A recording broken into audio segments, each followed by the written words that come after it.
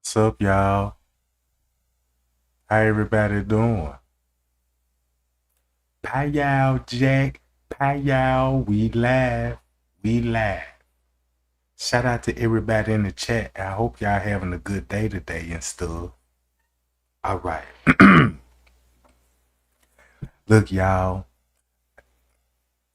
I was like, well, you know what? Since I'm working on this little project, I might as well just go on. I ain't even through with it, but I'm gonna go on and just play it. You see what I'm talking about? Cause it's so much. It's so much that could be added to it. You know, it could be, it's so much you can add to it. But I got enough to get a kickstart to this thing. Because Leonora, the sister, that's who they protected. They needed Monifa to take the downfall for Leonora and came up with a story about they left her in the hallway. So so they had the fingers pointing actually at the wrong person. They pointed at Monifa for everything. The spiked drinks, unidentified males showing up, leaving her in the hallway, you know.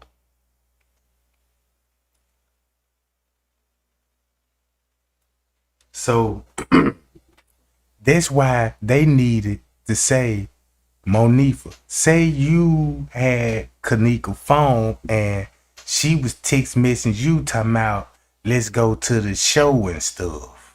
Well, you were texting her, you know what I'm saying, whatever the case may be. So they needed Monifa. They need to point the fingers at Monifa on that, right? So Monifa took the backlash for that. Monifa took the backlash of leaving her in the hallway, and Monifa took the backlash about the spiked drink, right? Then, for whatever strange reason, they got Monifa on Snapchat talking about these dudes following us, and me and Kenneka had to split up, and they was stalking us. I don't even believe that. And check this out. I don't even ever think that Monifa even picked her up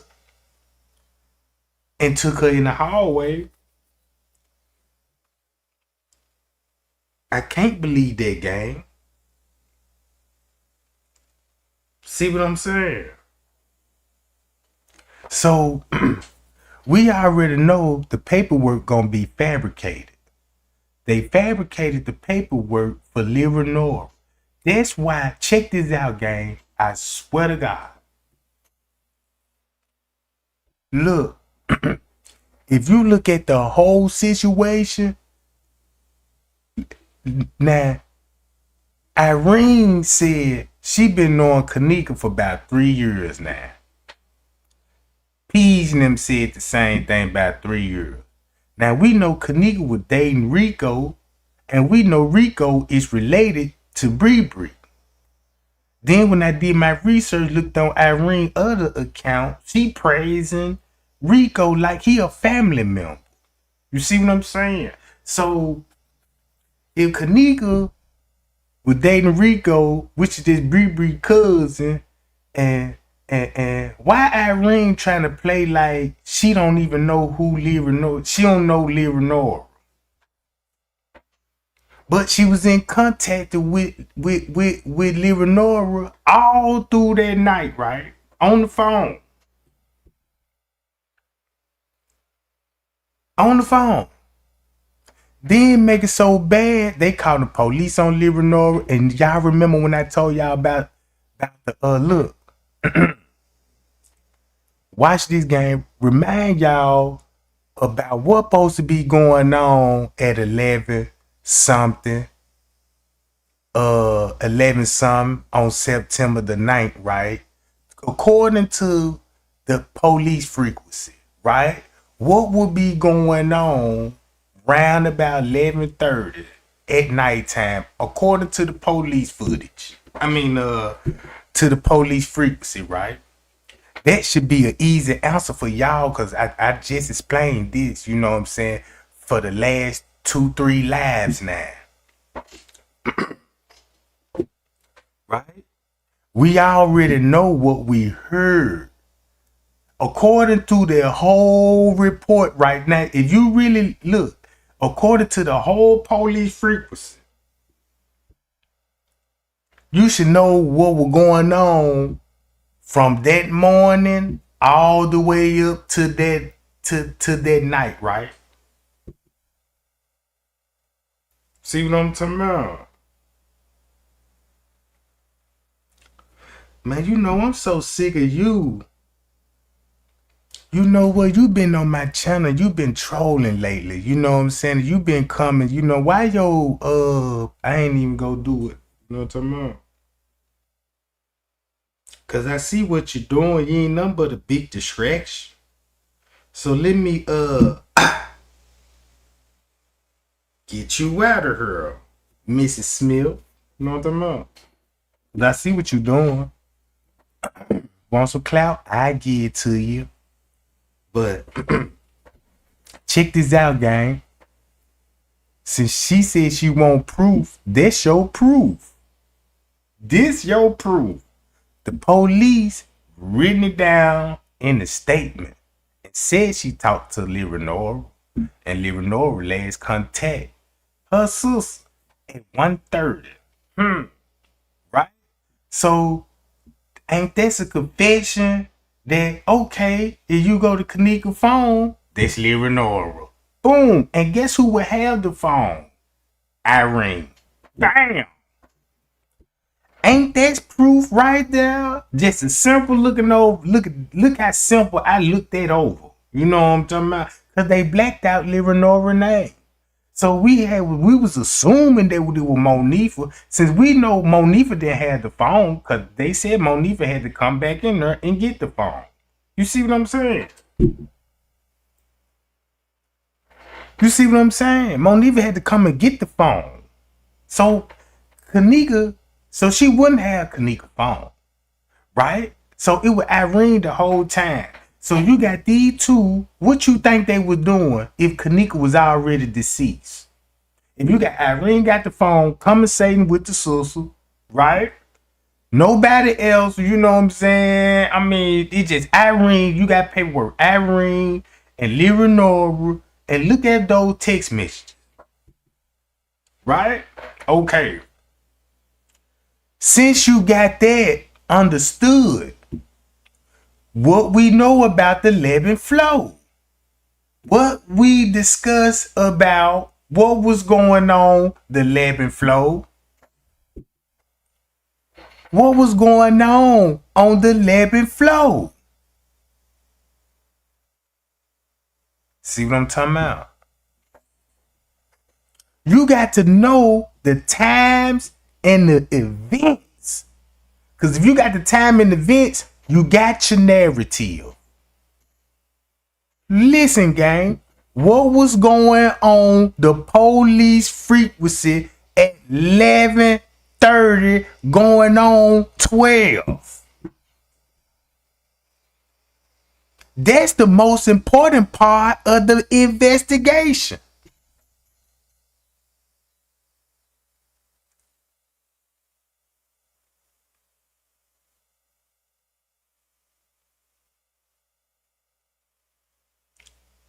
Y'all got it. Y'all got it. You look, y'all got it. Keep spilling the tea in the chat. Cause that's important. Cause if you don't understand that time frame, you would never understand the rest of this stuff. You got a kids party going on. Then you got assault going on. Then they in the basement. And check this out. Then they said stage at the back dock. Right? The ambulance said stage at, well, the police said stage at the back dock because we're going to need you later on. Right? Check the cameras. Come down here so we can discuss these cameras right here. And bring the binoculars too. You really need binoculars from the parking lot to look in the window. So check this out. So if you understand that was going on the police frequencies on September the 9th, what they were doing on the footage. Cause I watched the footage. And check this out. When I watched that footage, I put it all together. Gang. So before I play this video, let me brief you about this video. It's exposing Livernoral, the Lebon flow. It's going to show you that. Watch this. Did y'all know I got a video of the news lady, and the news lady was on the phone with Andrew Holmes. Thumb me up if y'all remember that video. The news lady was on the phone with Andrew Holmes, and she was explaining to him about a video was sent to her, a news station, a Kenneka body in a freezer. Thumb me up if you remember that. Guess who sent it to her? Monifa sent the news a video. And we seen her body in the freezer. And make it so bad, she wasn't even face down. She was face up. Like the first photos you're going to see in the crime scene. So what I'm basically saying, if they were blaming Monifa to take the downfall to cover up for Irene, look what Monifa was doing. Reaching out to the news and showed these people video and got Andrew Holmes on the phone. And then make it so bad when Andrew Holmes said he saw the tape, they asked him to explain, you know what I'm saying, the freezer route. That's the only thing they wanted. You know what I'm saying, because y'all know, right? They got us thinking she died downstairs in the basement. But the pictures and the photos showing her upstairs, right? And when Andrew Holmes was speaking that narrative about how he how he's walking down on the lower level, and he went to the freezer and all of this stuff, and that lady took a big swallow, said, "Goop," and them folk looked like what he just said. So now they turned up on Monifa. So I'm looking at one of these type of situation, bro. I don't even think Monifa participated in all of that stuff, what they claim to be. Monifa could have been the passive. They could have told her, go downstairs and go get Kenneka phone and keys right quick. And that girl went in there, and next thing you know, boom. She come back with Kenneka. Man, we don't know what she is. You know what I'm saying? And next thing you know, man, the girl leave. So, watch this game. I'm finna just play the video. I put a little hard work in this video. I'm talking about, bruh. And I ain't even finished with this stuff. You see what I'm saying? I'm just so excited to, you know what I'm saying, to be able to make a video. You know what I'm saying? I ain't even no producer or nothing like that, but I'm learning though. You know what I'm talking about? I'm learning. And check this out. Before I say this too, since we had an understanding, look gang, listen to me closely when I say this. When I mean 11 something, everybody got it right. It's a kids party up there. It ain't no, when they say a kids party, think of teenagers. That's where all the teens gonna be at, right? You see what I'm saying? When they say kids, think of teenagers. Cause ain't no little toddlers, no 10-year-old, not even a 12-year-old having birthday parties at nighttime like that. Man, look. Man, kids' party gonna be over with round about 5 o'clock. And so then they said stage in the back dock. It looking like it's assault going on the 11th floor. Then the police on the 13th floor. And guess what time they showing Miss Teresa and Leonora running out the hotel? At 11 o'clock. At 11 something. And then switch the time stamp and show that at 1 o'clock.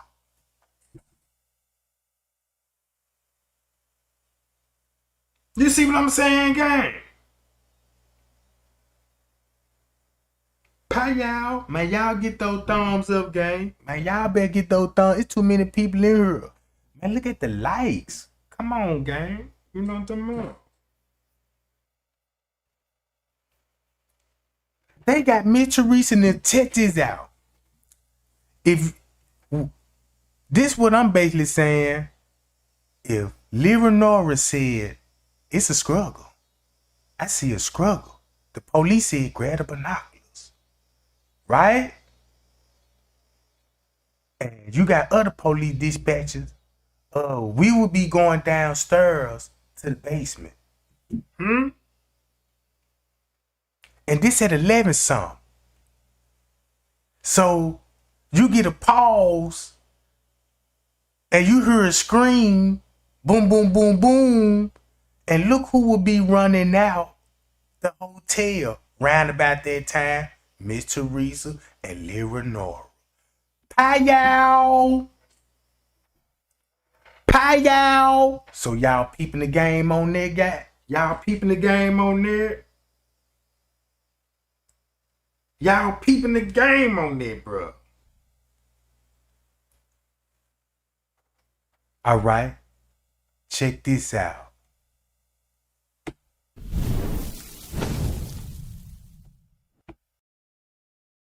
As Trey Gang, the audio-video forensic expert, meticulously examines the video files, he notices something peculiar. Despite his initial confidence in the authenticity of the recordings, he detects subtle anomalies that suggest tampering. The X files, which were thought to be unalterable, reveal faint traces of manipulation. Trey Gang expertise tells him that someone with an extraordinary level of skill and access to advanced, undisclosed technology could have altered the videos without leaving obvious artifacts. Trey Gang decides to dig deeper, and his investigation leads him to a shocking discovery. The hotel owner has a dark past and connections to a secretive organization specializing in high-tech surveillance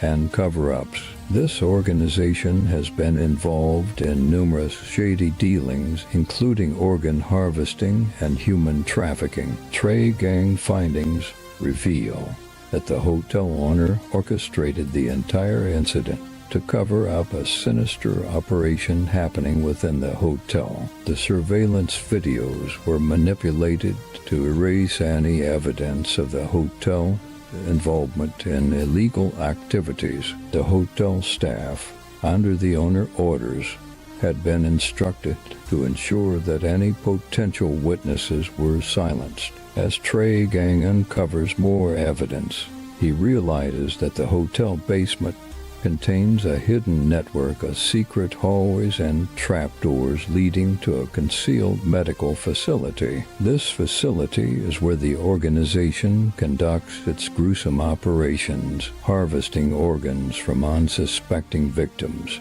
who check into the hotel. The crime scene photos, which initially seem to show no signs of a struggle, were also doctored. In reality, Kenneka Jenkins had discovered the hotel dark secret and was trying to escape when she was caught and subdued by the hotel security team. The injuries on her body were carefully concealed to make it appear as though she had simply succumbed to hypothermia. Trey Gang investigation puts him in grave danger as he becomes a target for the organization. He must now navigate a web of deceit and corruption to expose the truth and bring justice to Kenneka Jenkins and other victims. The hotel owner will stop at nothing to protect his empire, and Doug must rely on his wits and allies to survive the deadly game of cat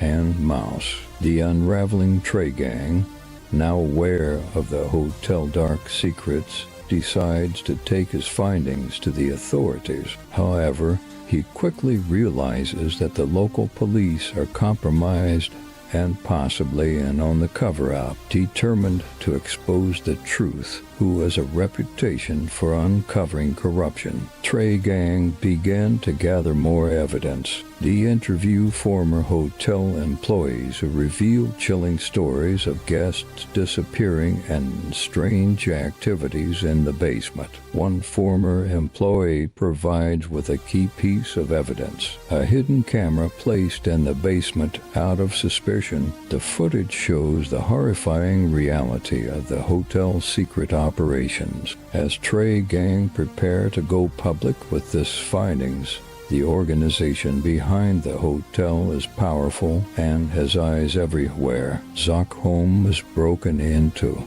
and his files are stolen. Zock receives anonymous threats warning him to back off. The family's secret. As my investigation progresses, Trey Gang uncover a shocking revelation about Kenneka Jenkins' family. While going through old police records and interviewing people who knew the family, they discover that Kenneka mother, Mrs. Jenkins, had a hidden past. Years ago, Mrs. Jenkins was involved in a covert operation with the same secretive organization that now runs the hotel dark operations. She was a whistleblower who had tried to expose the organization legal activities, but was forced into hiding after receiving threats. To protect her family, she moved to a new city, hoping to leave her past behind. However,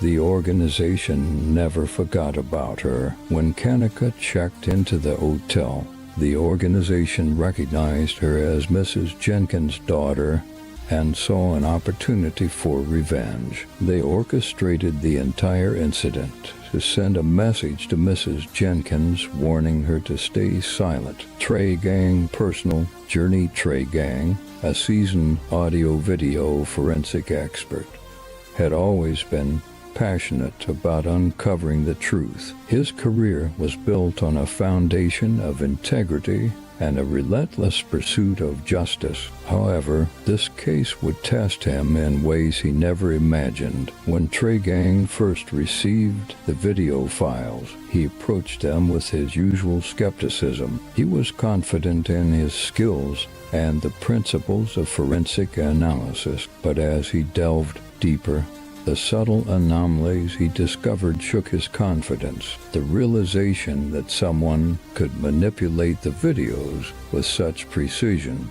was both fascinating and terrifying. This discovery ignited a fire within him to uncover the truth, no matter the cost. As Trey Gang investigation progressed, he found himself increasingly isolated. The news doubted his findings, and the local authorities were uncooperative. The threats made it clear that he was dealing with a powerful adversary. Despite the danger, Trey Gang's determination only grew stronger. He knew that backing down was not an option. Trey Gang trusting no one.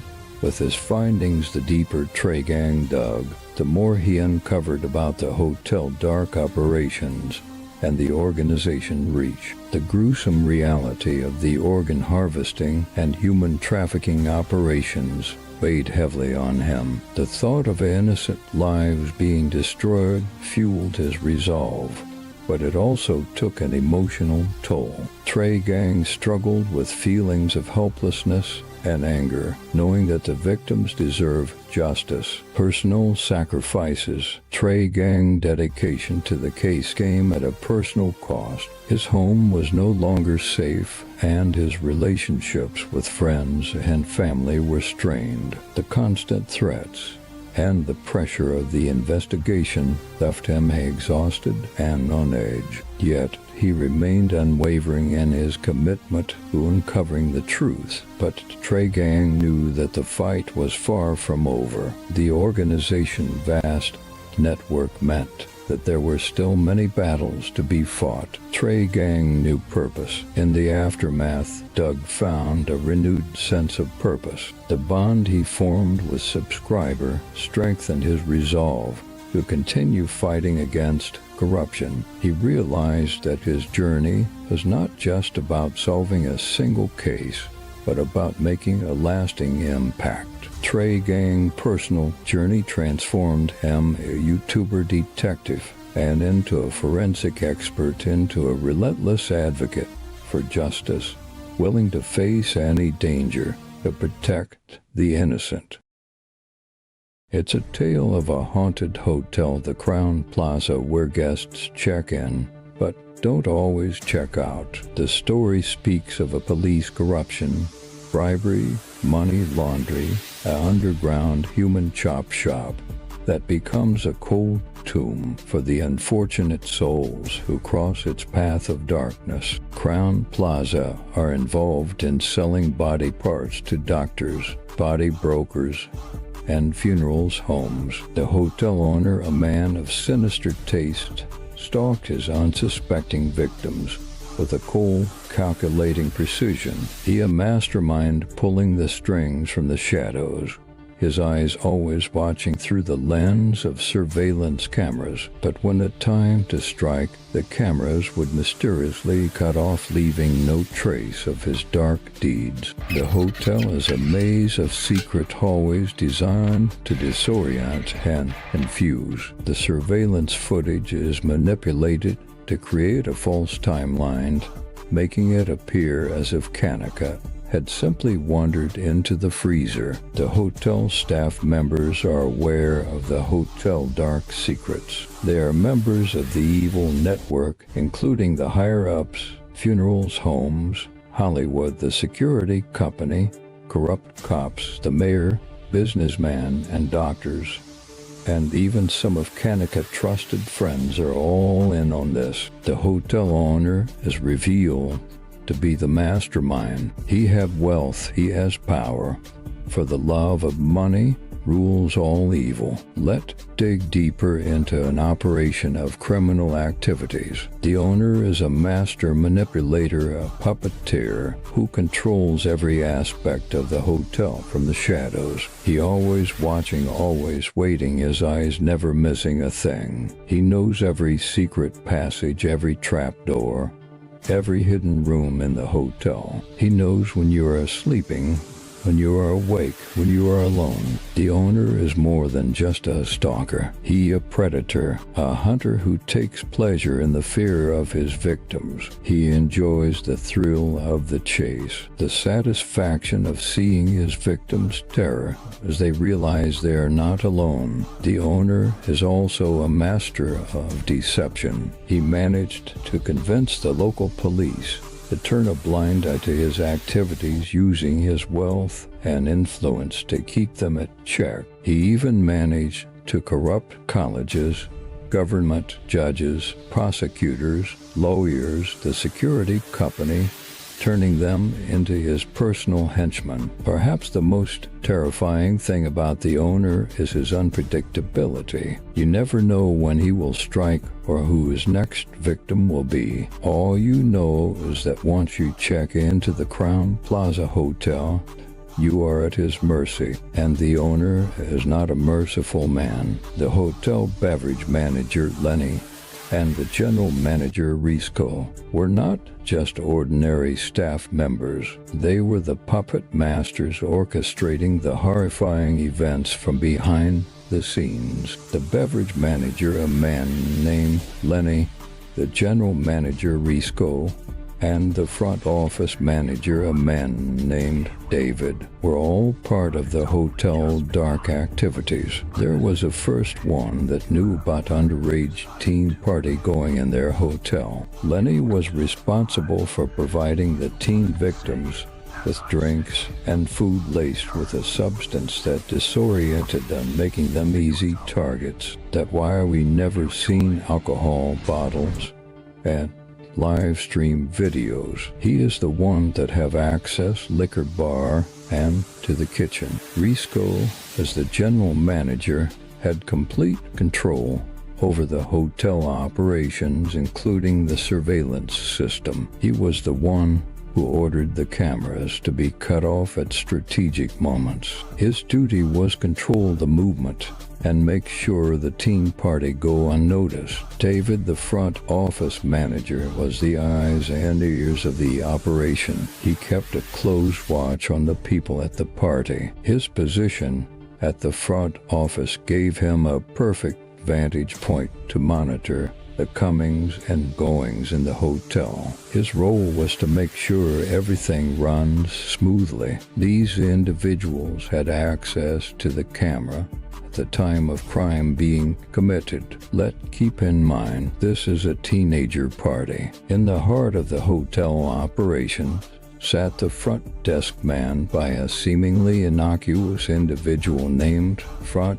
Desk Brian. Unknown to the guests, Front Desk Brian was a key player in the hotel dark activities. Front Desk Brian was responsible for monitoring the hotel surveillance cameras. He had a direct view of every corner of the hotel, including the secret hallways and trap doors, the pool area, the elevators. His job was to ensure that the hotel gruesome trade went unnoticed by the unsuspecting guests. The police involvement in this chilling tale, the local police force was not the beacon of justice they were supposed to be. A few corrupt officers were in cahoots with the hotel management and owners. They played a crucial role in staging the crime scenes and covering up the hotel dark activities. When a teen victim was chosen, these corrupt officers were alerted. They would arrive at the hotel under the guise of responding to a disturbance or conducting a routine check.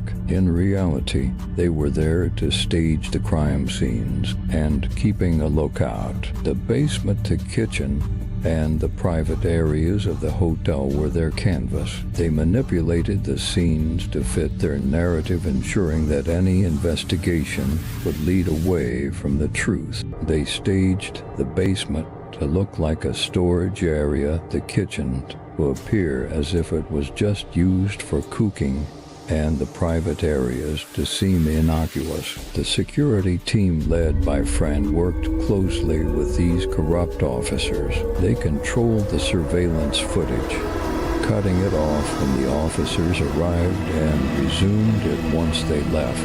This manipulation created a false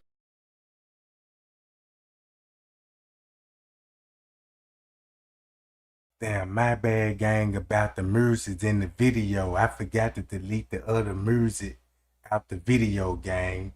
So y'all bear with me on that. You know what I'm talking about? Y'all bear with me on that, gang. My bad about the music, though. I ain't trying to put that out there. timeline and suspicion. Friend play a high role because he used to work with Kenneka at the O'Hare airport. He was a bag handler. The staged search the corrupt officers in collusion with the hotel management and security team put on a convincing show searching for the missing person. They knew exactly where to look and what to avoid. Thanks to their inside knowledge of the hotel layout, the surveillance cameras captured their every move, creating a false narrative for anyone who would later review the footage. They searched the kitchen, meticulously checking every corner, opening every cupboard, even inspecting the appliances. To an outsider, looked like a thorough search, but in reality, They were careful not to disturb the hidden evidence of their dark activities. The laundry room was next. The officers appeared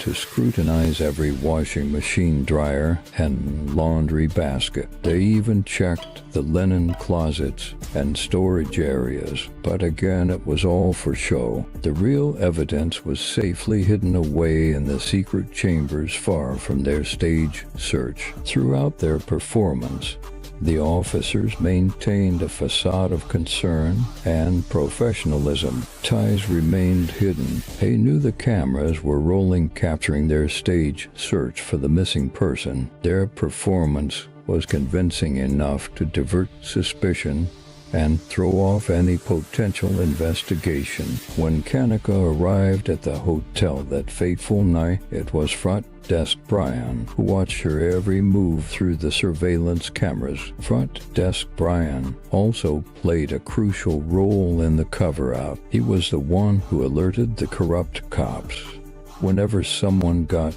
too close to discovering the hotel's secrets. His position at the front desk allowed him to keep an eye on the comings and goings of the hotel, ensuring that the network active in the shadows of the hotel staff. There was one man who played a more sinister role than most: the maintenance man. A quiet man by nature, the maintenance man was often overlooked, but he held a dark secret. The maintenance man was responsible for the upkeep of the hotel's secret chambers and hallways. He was the one who ensured that the trap doors were functional and the secret passages remained hidden. But his role didn't end there. It was the maintenance man who transported the victims to the secret chambers. He used his knowledge of the hotel layout and his access to service elevators and back doors to move around unnoticed. On the night of Kenneka's ordeal, it was maintenance man who helped carry her to the freezer. He was also on the surveillance footage to manipulate the timeline of the crime. The hotel security team led by Fran was a group of 4 individuals: Fran, Travis, Juan, and Will. They were trusted figures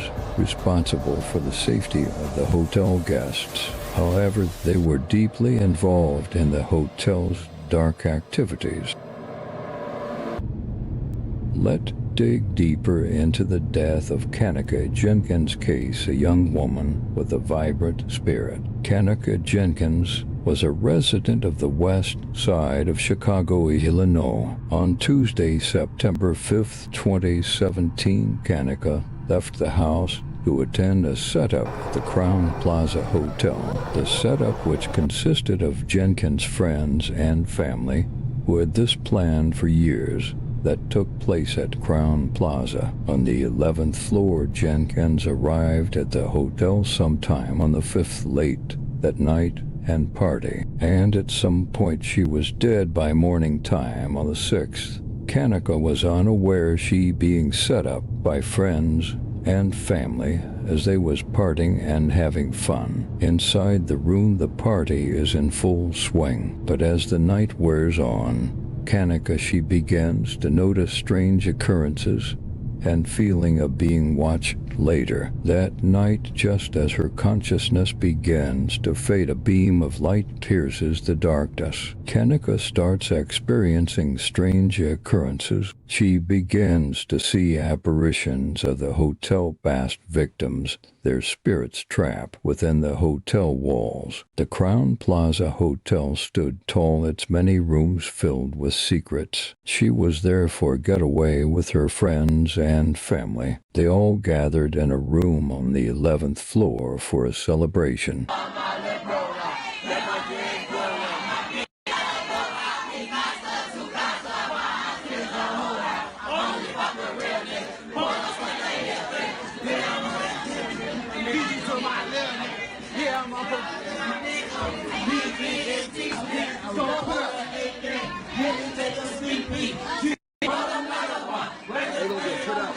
You ain't never seen a watch. Nigga, this a one. Yeah, y'all finna get put out. Y'all finna get put out. Y'all get put out. What's up, bro? Nothing like my gun or something. Something nigga something. Pop that pussy. Let me see that.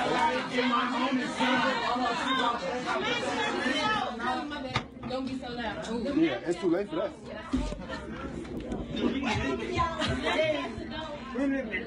Yep.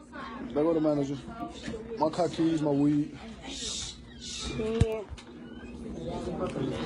That ain't no motherfucking manager. Oh, that is a manager. That is a manager.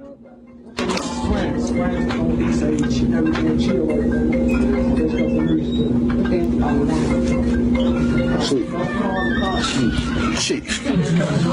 On BD, all of them. Turn that pappy ringtone off. Off that pappy ringtone. This ain't one of those. Nah, ain't no two-part shit. Who said that?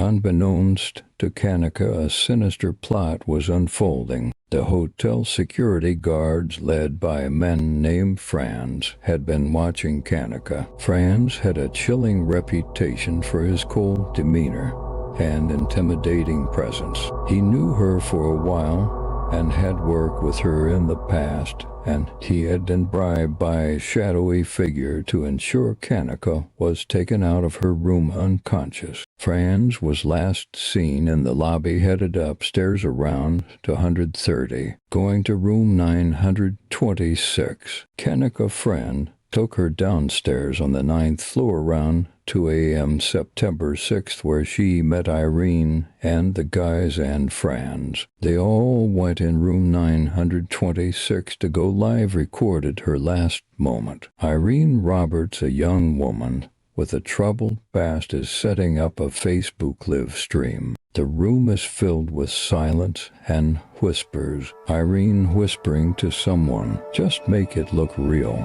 Irene mind racing. She pulls out her phone and she takes a deep breath, stares, and she starts the live stream. Snapchat videos show her in the bathroom. Then you heard the door open with a squeaking noise. Two security guards are there. They exchange a sinister look. Security guard 1. It's time. Irene live shows the faces of the people at the party. The hotel owner mingling with the guests, a housekeeper in and out the room, a maintenance worker lurking in the background. Among the crowd were doctors, medical students eager to prove their worth. A crooked police officer with a sinister smile and a funeral director whose cold, calculating eyes miss nothing. They all wore masks of joviality, their true intentions hidden beneath layers of deception. As the party reached its peak, one of Kenneka's friends, Irene Roberts' friend, slipped a sedative into her drink. Irene was a charismatic individual, but beneath her charming exterior lay a web of deceit. She was in on the plot, her loyalty bought with promises of wealth. Kenneka, unaware of the betrayal, drank the spiked beverage. Soon she felt dizzy and collapsed onto the bed unconscious. The room fell silent. Irene signaled Franz, who was waiting in the shadows. Franz and his men. They lifted Kenneka's unconscious body and began their journey through the hotel hallways. The group moved like specters, their actions masked by the late hour. She was escorted by a burly security guards, their face hidden beneath the brim of their hoodie. The air was thick with tension.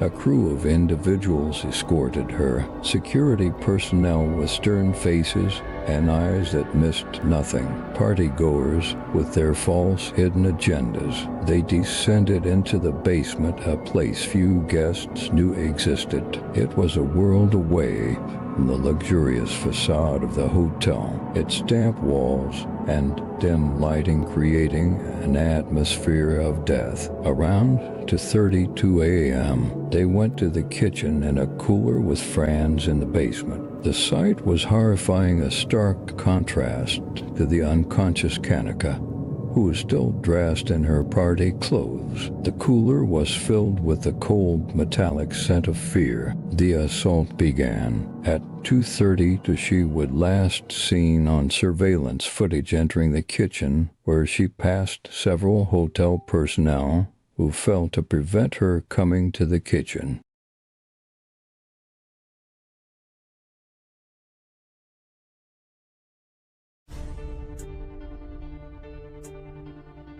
As the city reels from the shocking revelations, another twist comes to light. Among the hotel staff there was one person who had been suspicious of the strange occurrences. Marianne, a housekeeper. She had worked at the hotel for years and had noticed the odd behavior of the hotel owner, front desk Brian, at the front desk, and the unusual guests who seemed to have a sinister air about them. She had stumbled upon the secret hallways and trapdoors while cleaning, and had even seen the chilling surveillance room where the police. The owner manipulated the footage. Scared but determined, Marianne had been collecting evidence of the hotel's dark activities. She had secretly documented the strange occurrences, kept a record of the unusual guests, and even managed to copy some of the manipulated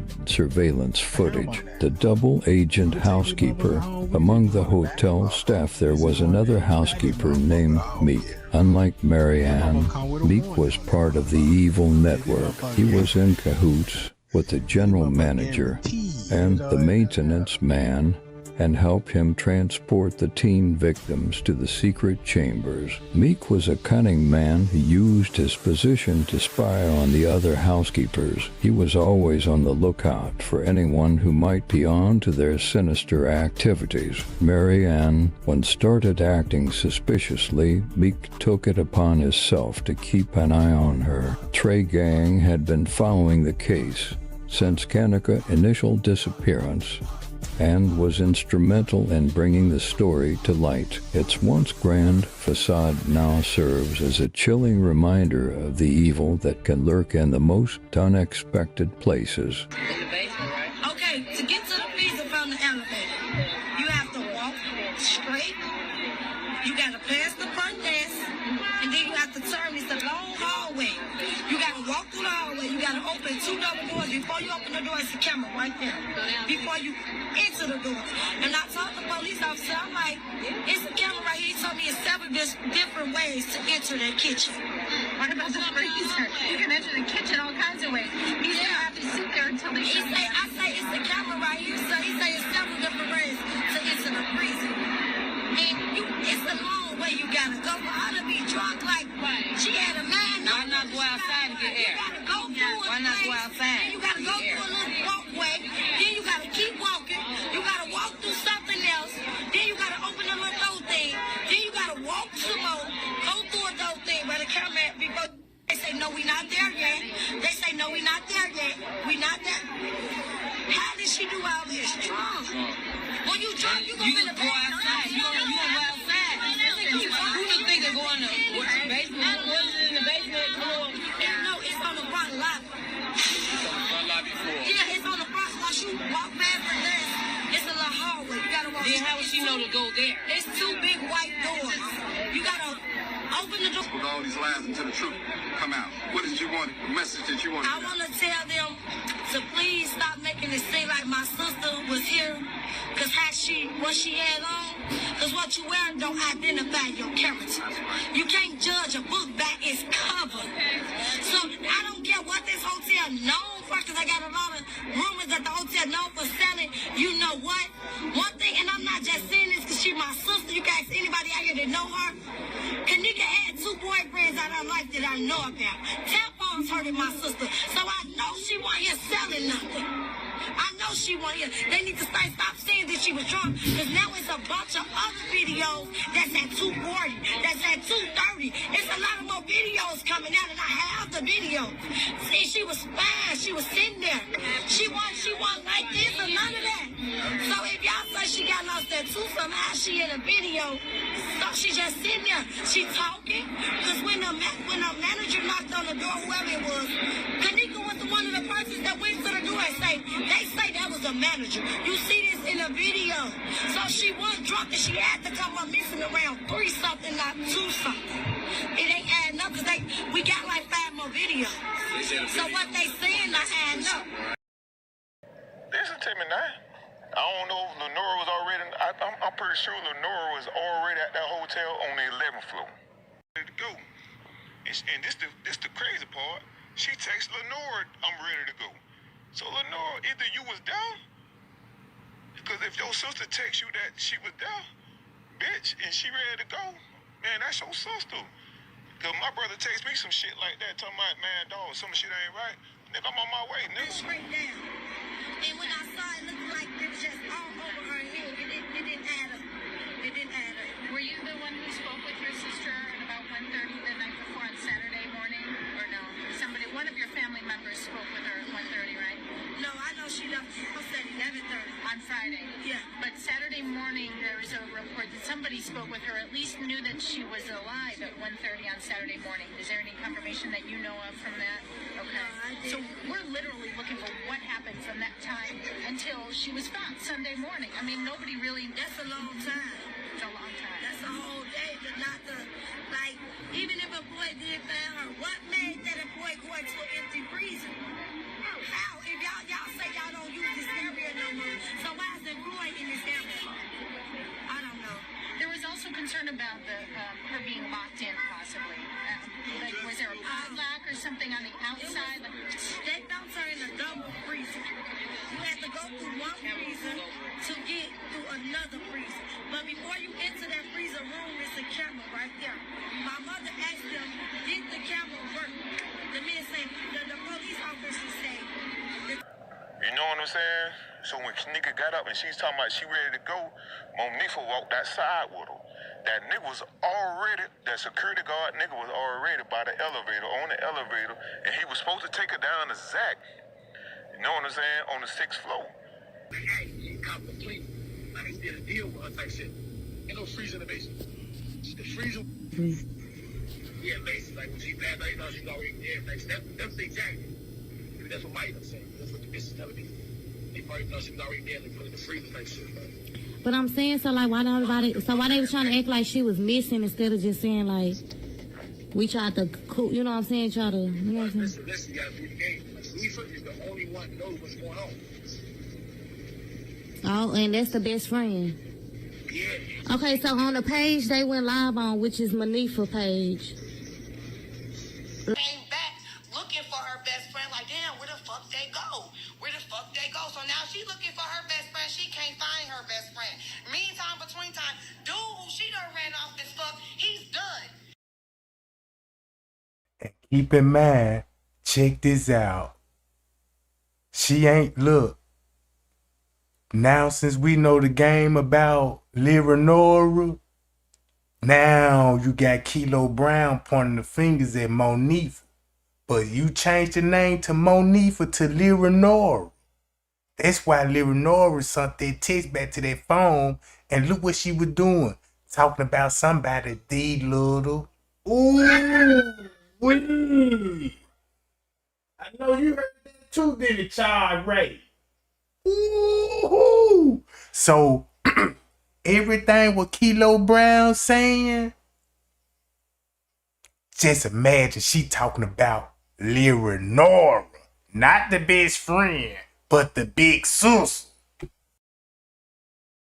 He done dipped off. So now while she's around this hotel looking for her motherfucking friend, she can't find her friend because the nigga Teresa was running an escort service. You know what I'm saying? So you got to look into all that shit, man. So I don't even know if Kenneka, that was her real motherfucking name. You know, I don't even know if Kenneka is Kenneka. because the nigga she left her motherfucking friend with done went and fucked your friend, and your friend was somewhere fighting back. And this nigga probably done accidentally choked that baby out and done choked that little girl to death.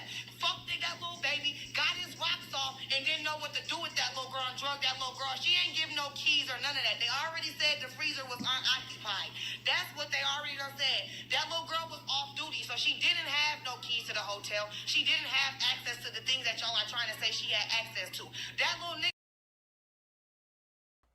See what I'm saying? And it was rumored that Leonora would work for a shuttle, a shuttle company for a hotel. So now you know how Leonora know all that route. Y'all remember when Leonora was just sitting up there talking? Yeah, when they took her to the freezer, we had to walk through this. We had to walk through this, and the police talking about, no, we not there yet. No, we not there yet. Then we had to go some more and go over here. Then look, and then I'm showing y'all the same route, and look, you go straight to the kitchen, turn the corner, there's the elevator right there. So when she was saying that she went through all these places, why we didn't see that on footage? Because look what's going to happen at 11 o'clock at night. Watch this. Went off while they was off doing their thing. He went off and did what he did with that little girl. That's why they shut the goddamn pool area down. How the fuck you giving... Okay, these kids got on the same goddamn clothes the next day at Teresa's house. Am I lying? These kids got on the same exact clothes the next day at Teresa's house, doing interviews with Zach. So when Monifa walked her out, the security guard was supposed to take her down to the 6th floor. Right? Check this out. Now listen to me. So remember, if you go back and look at the videos, it was the dude on the elevator with her, but he never did get out the elevator. Right? So Monifa, you know what I'm saying? She like, I mean, not Monifa, but Kenneka, she like, get the fuck off me. You know what I'm saying? You know what I'm saying? So she was trying to get to the other side. She actually did make it outside the hotel. And like the staff said that worked at the security desk, at the front desk, they said they seen the security tried to bring Kenneka back inside the hotel, and then the dude with the long hair followed her outside. Every day, we get a new angle, a new clue, a new family member, something new every day. Exactly. And let them know that is not me on that video y'all fighting. If I be out here, yeah, think up on last somebody did it. But thank y'all, though. That wasn't me. Yeah. It's a lot of stuff. They try. She leave with the employee, and them is in there grabbing their phone and their keys. She leave with the employee. Either way it go, whether they told her leave out the hallway or they took her to the washroom, either way it go, it shows Kenneka was encountered by an employee. Then you got to think about this. Only an employee. Here, y'all. All the females nowadays wear sew-ins. We wear sew-ins. Kenneka hair was wet. She had straight hair. Her hair was flat iron straight. You can flat iron this body wave hair straight. But once it get wet, that's exactly how it's gonna look. Her eyelashes, the way they were when her eyes were closed, they were wet. And then I just recently started thinking the other day, the pool may have actually been the actual crime scene. The pool, y'all. Those freezers up. Listen to this. Shannon, you said she probably died in a pool? Listen to this, though, y'all. This is crazy. I just started thinking about it the other day because, yeah, you know how I am. When something gets into my head, I can't let it go. I got to figure out why. Why her hair was so wet. The rest of her body wasn't, you know. Why was her hair and eyelashes so wet? You know, the security guard gave cleaning out the pool for feces as the reason why he didn't help her friends look for her. That he got an emergency call to clean the pool for feces. Cleaning the pool at 4 in the morning, Zach. 4 a.m. At that time. So it wasn't an emergency. If that pool, if it had feces in it, it had feces in it before that pool closed that night before. So unless them feces was in there from the night before, or whose feces were they? Why was he cleaning? I was just about to say that. Whose feces was it? What kind of feces? Were they brown or were they green? Well, I don't know if the color matter, but No. She's actually in her room. It's a mirror on her wall. If they come out green, it's from liquor. It's from alcohol. If it's brown, it's from chocolate, bread, or oats, or from oatmeal. So, according to like, if she was drinking hard liquor, you could tell it's green. Like it's just a lot of like things you can tell. Right, and so that's why it would have been important for that pool to be investigated and researched. You know what I'm saying? The pool, if you look at all the reports, that pool was shut down for 3 or 4 days for deep cleaning after this. I believe that's where all our evidence was. She was just placed in the freezer. She was placed in the freezer on purpose because this is a perfect place to place her because it's going to be a lack of evidence in here because the crime didn't actually happen in here. Wow, that's deep. So that explains why her hair is wet. You got time to that's why I want to know, do that pool got cameras or did those cameras stop from being working by the pool as well, just like the ones by the kitchen? So that's what I wanted y'all. You thought the game was over, but it's only just begun. By visiting this page, you have decided to play a game. In order to survive, you must save as I save. In turn, you will receive a clue to your salvation. Make your choice. Title: The Silent Agreement. Lenore and Kenneka were two sisters who shared a close bond despite their differences. Lenore, the older sister, was outgoing and charismatic, while Kenneka was more reserved, laid back, and cautious. One night, they decided to attend a lavish party at the luxurious Crown Plaza Hotel. For Irene's birthday, a place known for its opulence and exclusivity. This is where the setup started. As they arrived at the hotel, Lenore's charm quickly caught the attention of the security guard and the hotel management. She flirted effortlessly, enjoying the attention and the perks that came with it. But Kenneka, on the other hand, was not feeling vibe and wanted to leave early. Lenore, caught up in the excitement, convinced her sister to stay a little longer. As the night progressed, Kenneka's discomfort grew. She decided to find a quiet place to chill. Hours passed. Lenore realized her sister had not returned. Panic set in as she searched the hotel, but Kenneka was nowhere to be found. Desperate, Lenore approached the security guard and the hotel management for help. They assured her they would do everything in their power to find Kenneka. However, their intentions were far from noble. They had their own dark secrets to protect, and Kenneka's disappearance threatened to expose them. Unbeknownst to Lenore, Kenneka had been lured into the hotel basement, a place shrouded in darkness and mystery. There, she met a tragic fate at the hands of those who sought to keep the hotel's secrets hidden. Her body was concealed in a hidden chamber, never to be found. When Lenore confronted the hotel management, they offered her a deal. In exchange for her silence, They would ensure she received a substantial sum of money and a promise that no harm would come to her. Grief-stricken and overwhelmed, Lenore agreed to the cover-up, believing it was the only way to protect herself and other. Days passed.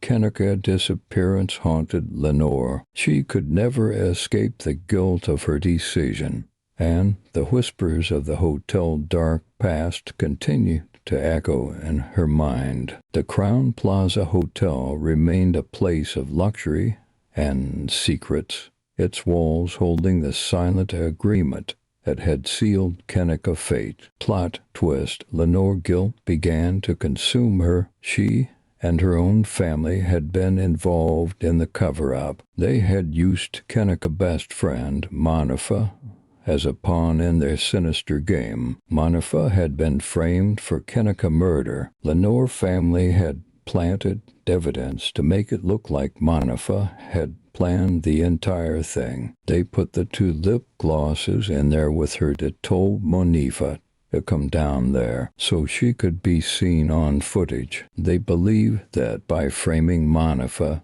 they could divert suspicion away from themselves and protect their dark secrets. Yes, Lenore did eventually find Kenneka's body as she delved deeper into the hotel dark secrets and her own family involvement.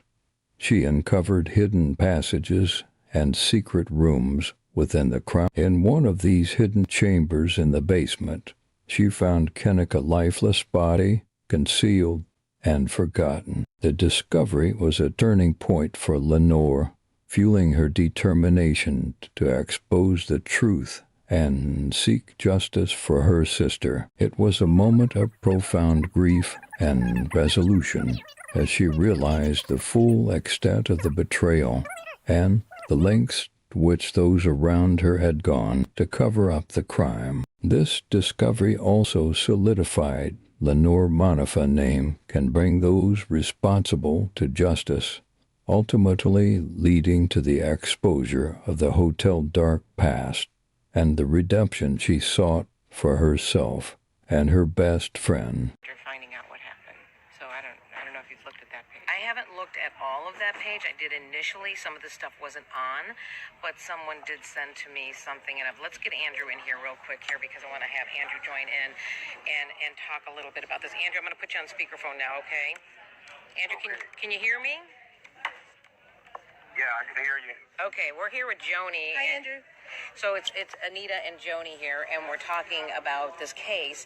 So Andrew, talk to us right now. Where do things stand? Has the mom told you when they're going to go see this video?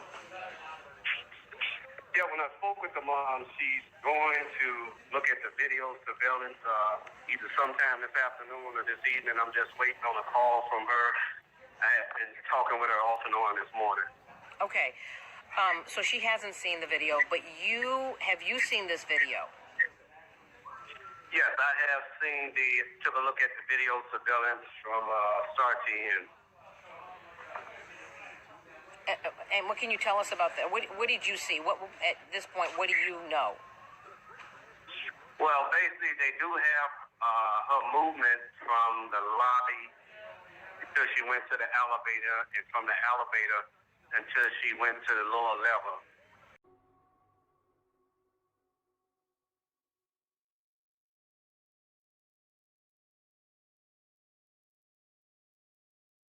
Stand by. I'll tell you when I'm out there.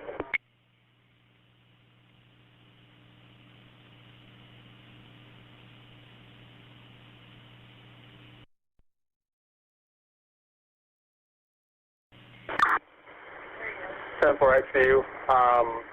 Which family member am I supposed to ask? Ask the people in the lot right there to your left. They're standing by a white car in like the lower where you got to walk down into the parking lot. 10-4, I see them. Yeah, just ask them if this is the room that they're talking about. Yes, that is the room they're talking about. It's a bunch of little kids having a birthday party.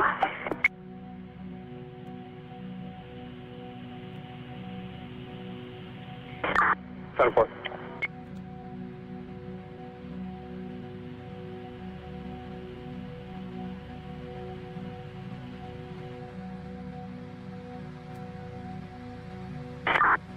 Sorry, 201, 101.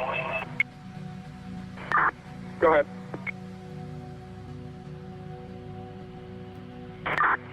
Let me know if you see me, if this is the other room you were talking about. No, it's the room directly to the west. All right, 10-4. Do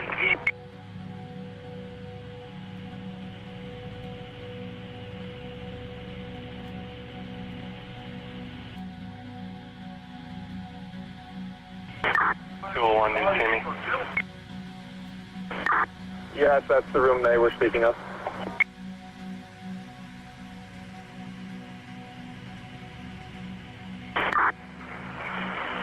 10-4, everything.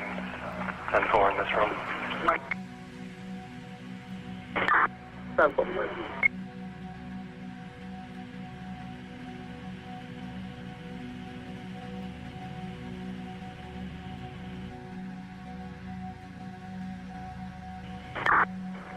601 from 609. Go ahead. When you guys are done up there, just meet me where the cameras are, please, or where I'm watching the footage. We are just about approaching. All right, 10-4.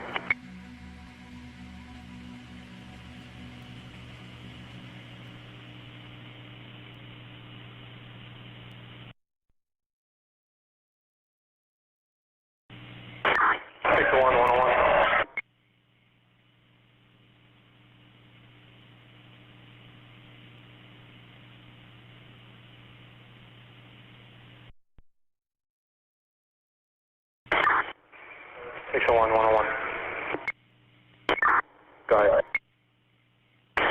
Are you outside? We're on floor 13. All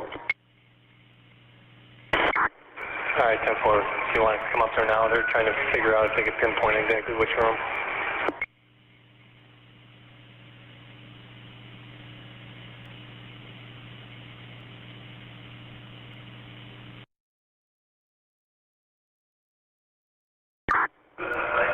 We'll be heading up to 94.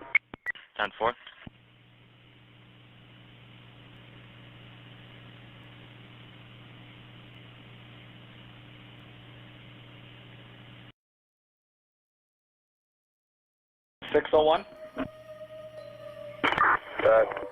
The same party from the Crown Plaza just called back saying they need to see you guys. They potentially know what room she's in now.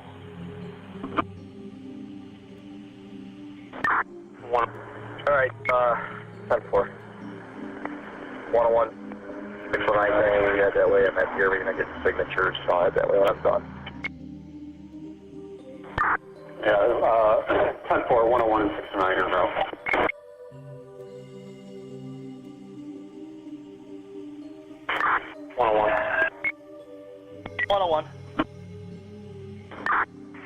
Still have them on the phone. Can you just advise them not to go up to the room to wait for us?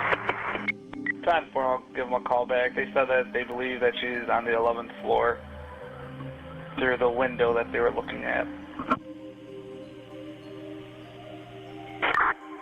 All right, 10-4.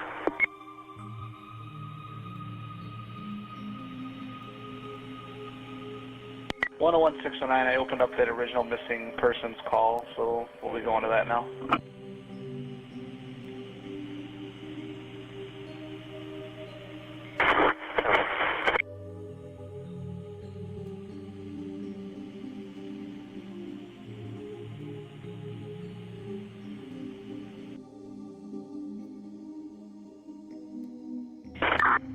One at the top. 10-4.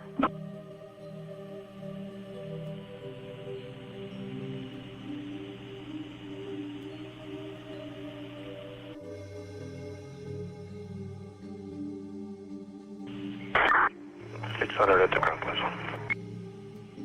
600, 10-4.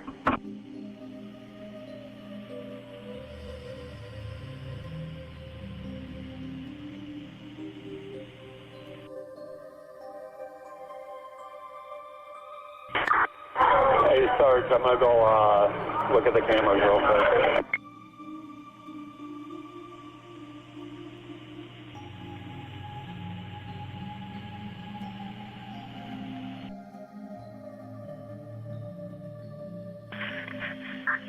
Negative.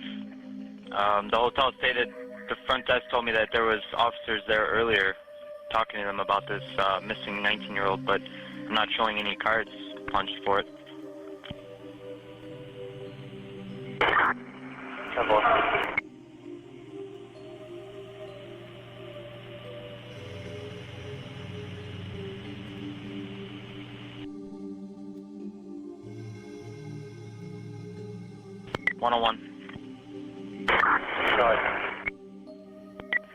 Alright, I searched missing person cards. There was one punched. It was, they used 9501 Devon for the address. It was for a missing female black subject.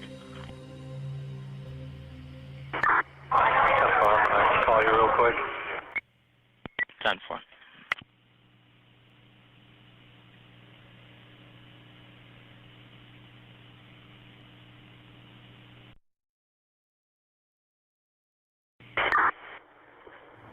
From 601.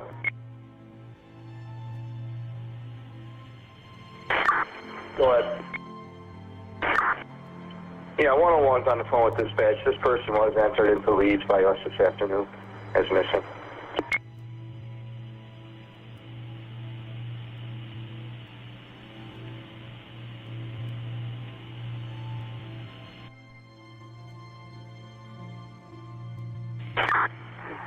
Will all be 10-8 with an incident report. 101, 10-4.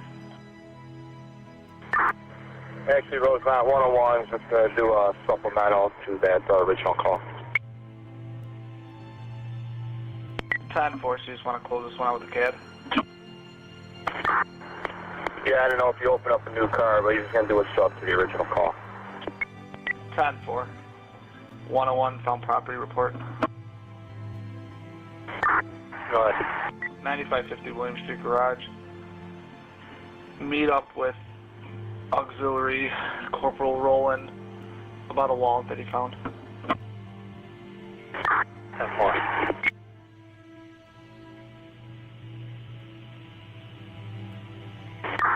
Oh, 101 from 601. Go ahead. Yeah, we can do that anytime throughout the night. Please go to 51 and get this supplemental narrative done, please. 10-4.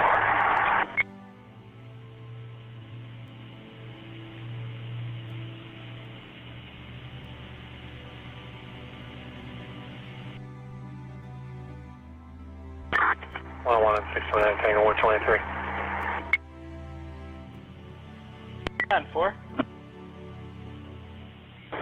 Yeah, 101 from 601 on that river at Darcy.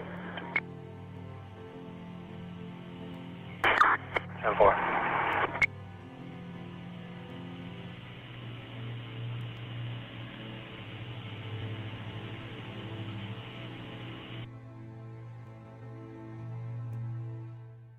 One 101, 201, an unwanted subject. 101. 201. 101, 201, unwanted subject, 5440 River Road, 5440 River Road, Crown Plaza. It's going to be for a female black wearing a black sweater and blue jeans, knocking on all the hotel rooms. She's going floor to floor looking for her missing 19-year-old daughter. The hotel would like her out of the property, off the property. 101, 10-4. Rosemont from 601, replace 201 with 619 Tango, please. Now y'all see what's going on. Miss Teresa and Leonora back here. 619 Tango. Cause remind y'all, 10-4. man, y'all, they gonna be there with Leonora and Miss Teresa talking about, tell them to come with us and show me what they talking about. For 609 Tango. That's a slick way to meet up with Miss Teresa.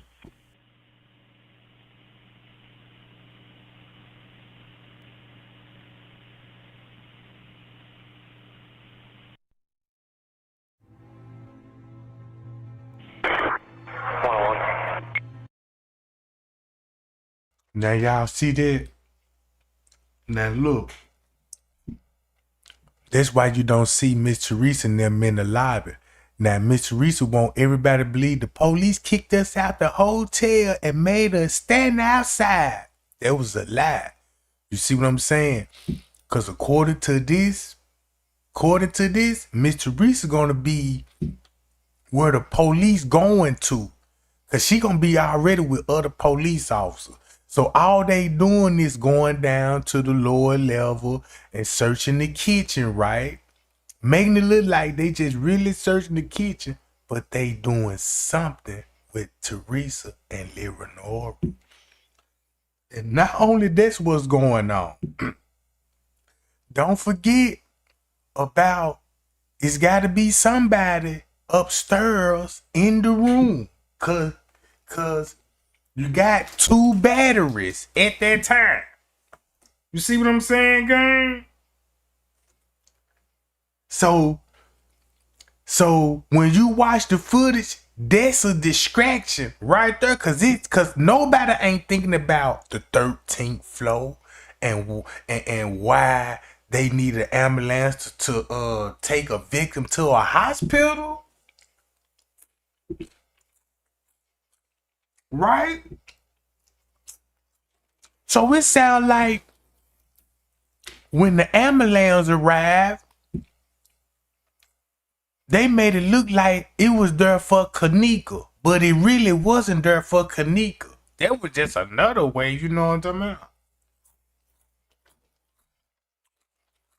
You see what I'm saying? And then, if you go back to Leonora's statements and Miss Teresa's statements, look what time it was taken. Look what time it was taken. When they were around about this time, and the police were like, Miss Teresa, give me Kenneka's phone, cause we need to wrap this investigation up. No, I want an attorney. They got statements around about this time. So guess what? They was the first suspects. Bruh. They was the first suspect in the Kenneka Jenkins, bruh. That's why Mr. Reese was like, they feed us like we was a part of this. Now you see why.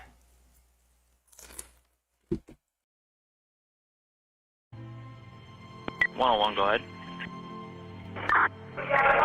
Did we get a call here earlier today for this same incident?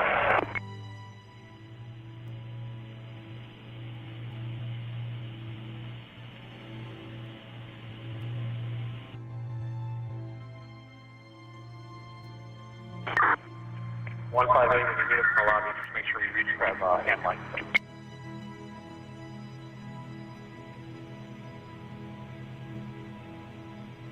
Go ahead, 156.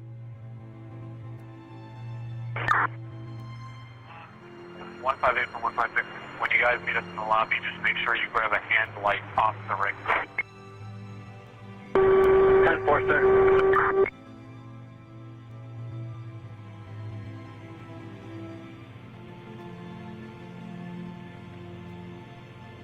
I believe they had to get Eugenia Walker out that hotel and stage a wreck. 201, where tonight? 201, 10-4. Look, according to the document, she finna be in the wreck in about 2 in the morning. Around 2 in the morning, right? Mm-hmm. And listen to when the ambulance. 201, show me how the Crown Plaza on follow up. So look, listen to how this sound. I believe it's Eugenia Walker is in that hotel and they need to get her out of there. So while they do that, there'll be a perfect time to distract the camera footage. Let's look like we down here on the lower level searching, and the whole time they trying to get a body from the 13th floor.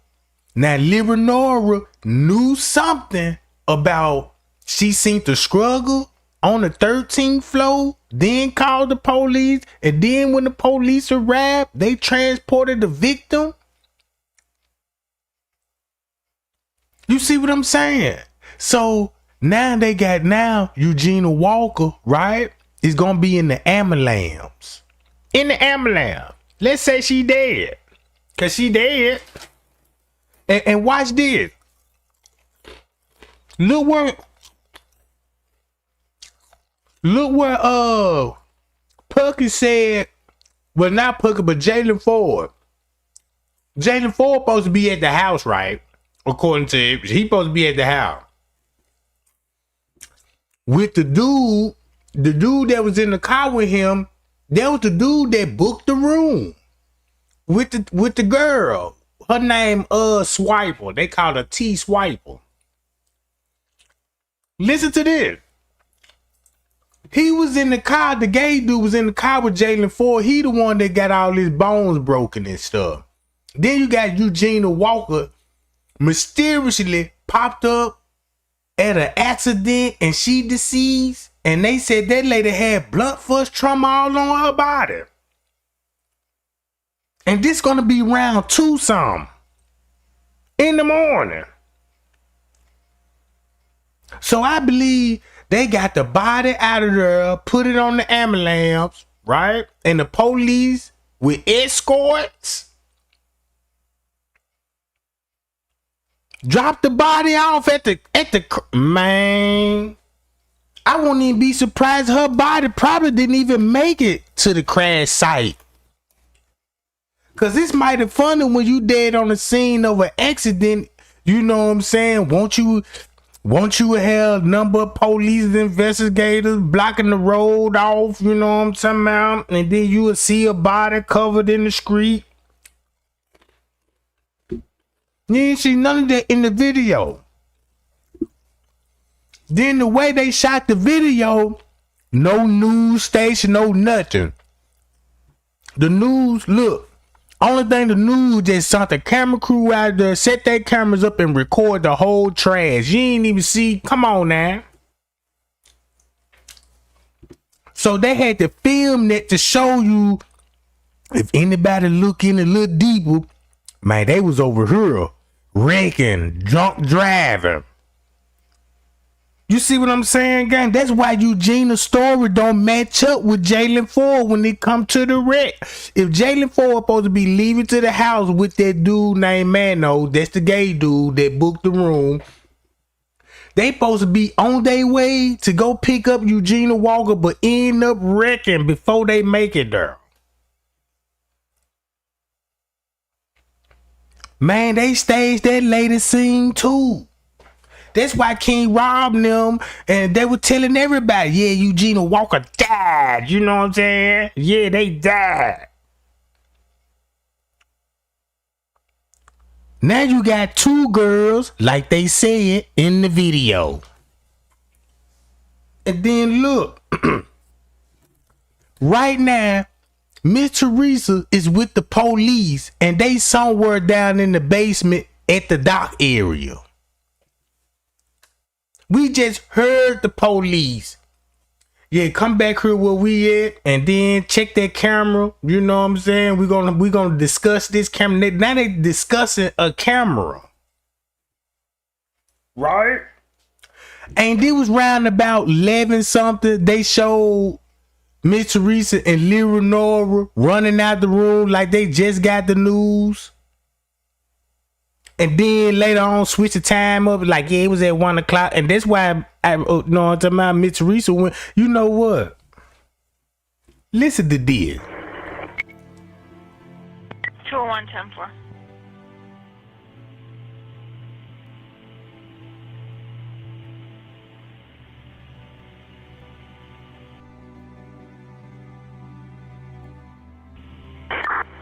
I'm coming.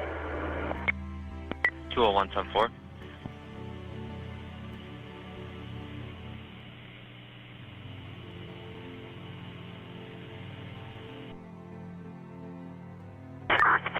One 23. 101-10-4. That female subject was last seen on the 9th floor. 10-4.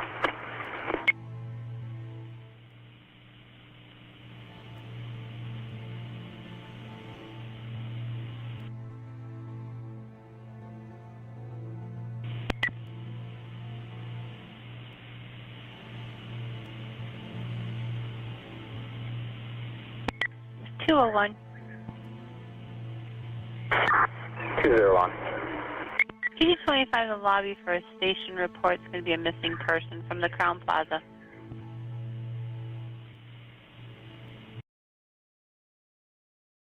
And check this out. Look, gang, listen to this. Y'all see the time on her? That's at 9.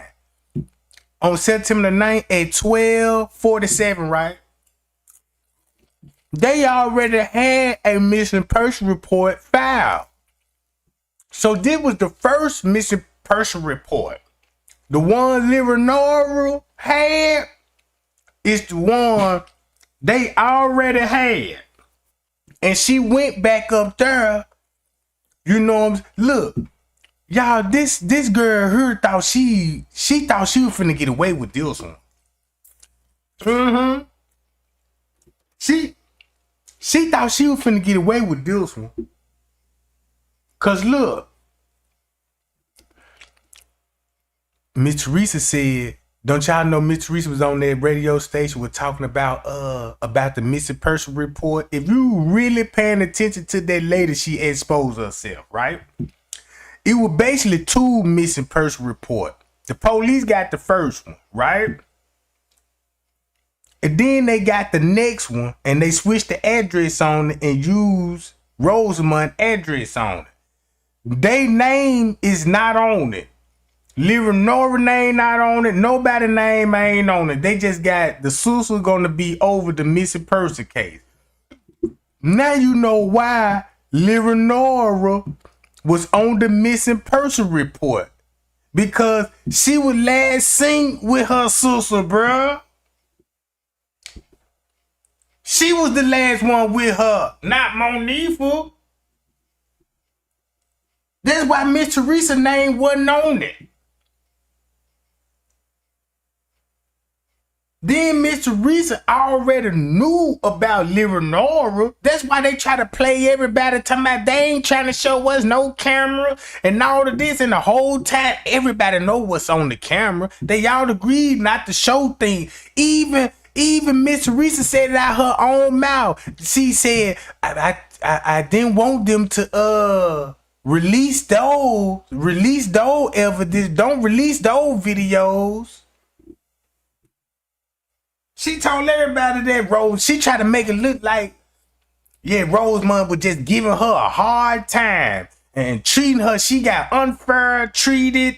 You look at the story she gave.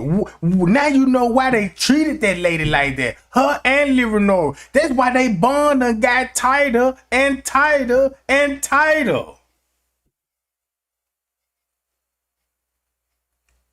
You see what I'm saying? That's why Leonora do not got no alibi of where she was from 11:30 until Kenneka was missing. She ain't got no alibi. No alibi. Only alibi that she got, she was in that hotel and she was one that flirting and fraternizing with all those employees in there. You see what I'm saying? That's why Miss Teresa didn't even want Leonora to talk when it comes to the interviews. Look at the Dr. Oz. Look at the radio station. You know what I'm saying?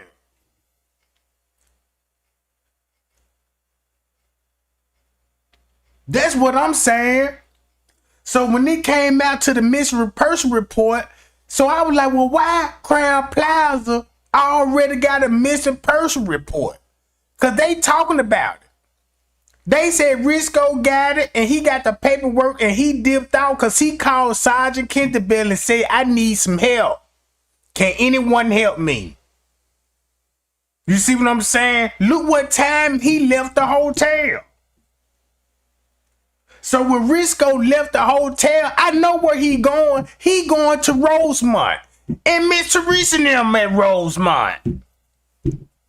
Hello? Bro, you think Leonora and Miss Teresa and them was at Rosemont by themselves? Man, you got employees there too. employees there. That's where you gonna have to meet up. You will be a fool to be talking to these people on footage. That's why Miss Teresa didn't even want to talk to Risco when she came in the hotel. And this nigga, the general manager, the main person you need to talk to. You know what I'm talking about? Look. Wonderful.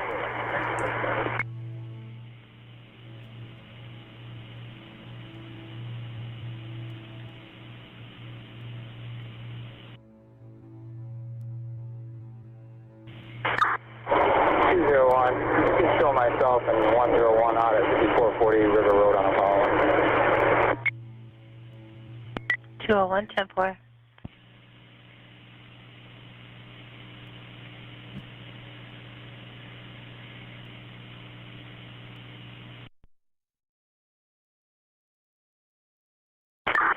Rosemont Battalion 13. Battalion 13. Just an update. Auto wait confirmed only at this time. Confirmed only. We are not available.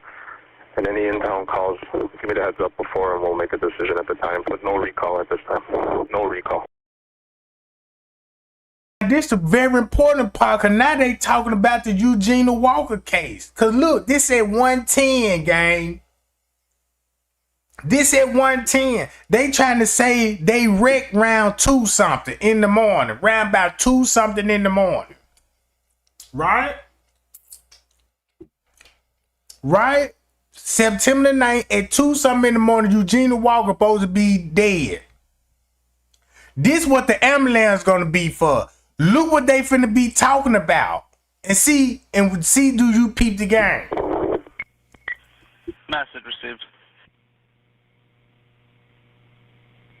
Rosemont 169 back in quarters. 169 message received.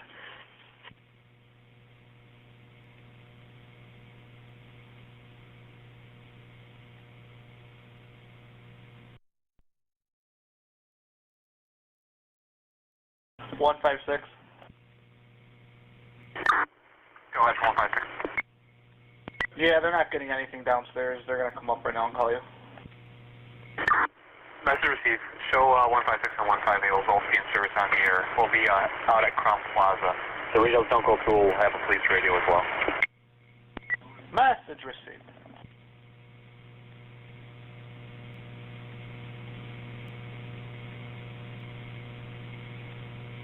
This around about the same time Miss Teresa would be running out the lobby. Look, see that?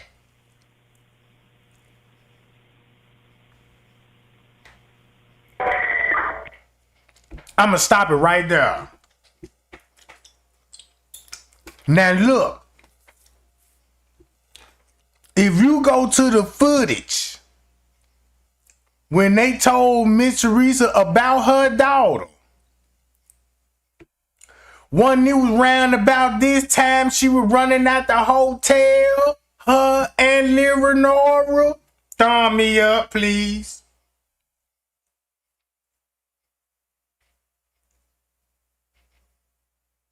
This what the footage did. Look at the lobby. You see how I cleared it out, right?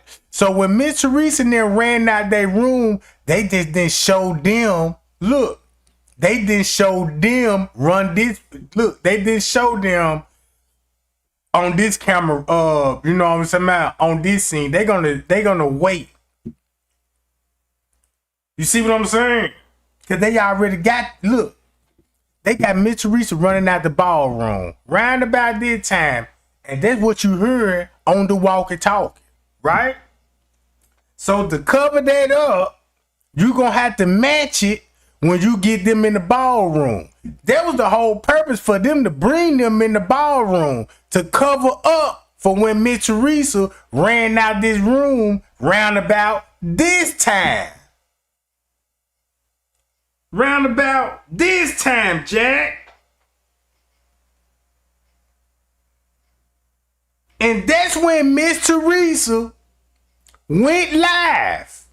And that's the real reason why she said that nobody didn't do nothing to her. She wasn't even set up. Cause they caught Leonora Jack. Pie y'all. They got look, then they asked for the phone. They started taking Leonora statements. You see what I'm saying, gang?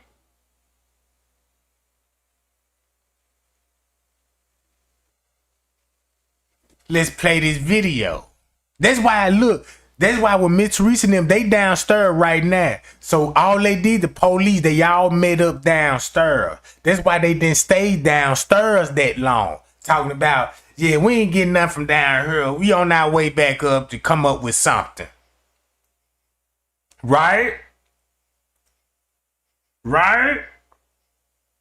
Now the police finna come back up there. Now, I'm finna look at it like this here. Miss Teresa and them will be running out that lobby, out that ballroom, round about this time. We ain't gonna be able to see it, in real time, you know what I'm saying, with this, right? But we know the footage gonna be manipulated. Right? Rose on for 158, word up.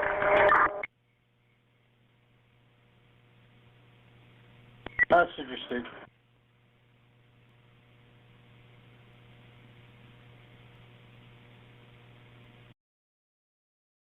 And why they so dumb? Look, they so dumb. Just look. I'm gonna tell you how dumb Miss Teresa and Leonora and everybody a part of this cover up. The police chief, especially you, cause you the big dummy. Now look, if the police right there with Miss Teresa, right? Keep in mind, y'all, Miss Teresa with the police, and they with other family members too in the parking lot. You mean to tell me they didn't hear none of this on the radio call? You see what you standing right next to the police. You didn't hear none of this on the radio. So Miss Teresa didn't hear this. Oh, fuck. Jerry, what kitchen you in? I found the body in this frozen. You would have been running where the police running. You see what I'm saying? So what they was just all sitting in the parking lot, do, and the police was like, oh fuck, and everybody running. And so you just sitting there just like, well, what they doing? What they got going on? You see what I'm saying? I'd be running with the police. If that were my child, bro, man, you would have been seeing me with the police. In the middle of the pack. In front of it, really leading the pack. Fuck y'all going? None of that. You ain't see no family members coming in. You none of that. They gonna have to get them. Come on, man. I see why he had to resign after this one. I see why all the police is end up resigning. Cause if anything come back up, you ain't with the department. You really just basically save your career about resigning. You know what I'm talking about? You really basically saving your career. So yeah. Now y'all see these dummies, especially Chief. He the biggest dummy in there. I mean, you all on a video, you doing dummy shit, you know what I'm talking about? You just doing everything what a dummy do. And a dummy just don't do too much. It just look like a dummy. Check him out.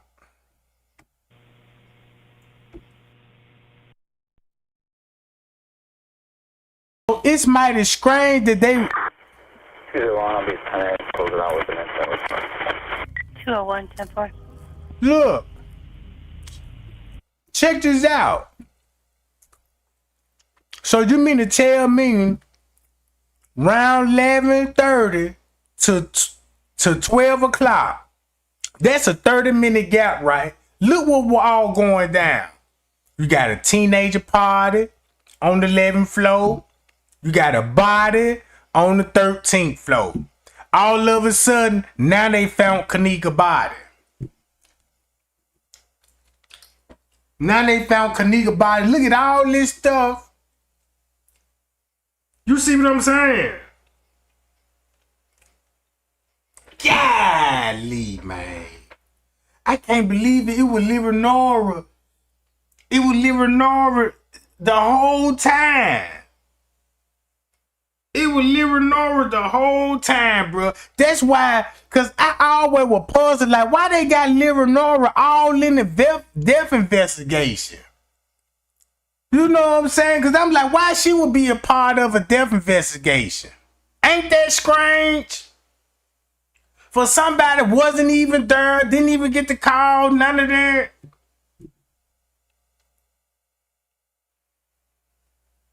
You know, the police ain't even looking at you your way. They gonna understand, oh yeah, you the sister. Well, let us do our investigation and we gonna let you know. They just might as well just pick up a random person. Yeah, come on, let me take your statement too. You know what I'm talking about? They just taking all these dummies. Golly. Man, you got dummies interviewing dummies. You know what I'm talking about? You got dummies doing reenactments. I mean, whoa, Nora. Now, she exposed to the max with receipts. With receipts. So the whole time, when it came to these receipts, now I understand. Because she started making, matter of fact,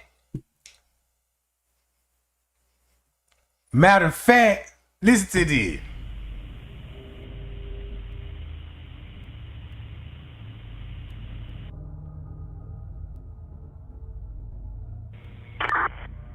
Alien 13 to 169. Go ahead, sir. Just come to the rear of the, by the loading dock and stage back there. Come through auto, though. Come through auto. Avoid the front of the building.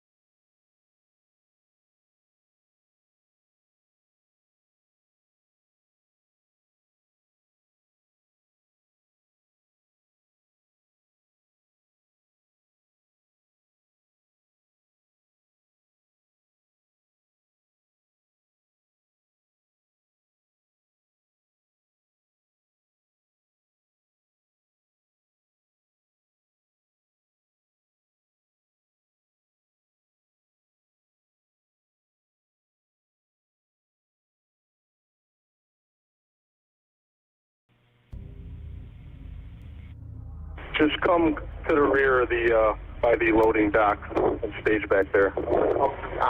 Come through auto, though. Come through auto. Avoid the front of the building. That was Mitch Reese in there, man. See that? Luke, you see what time this is? Come on, man.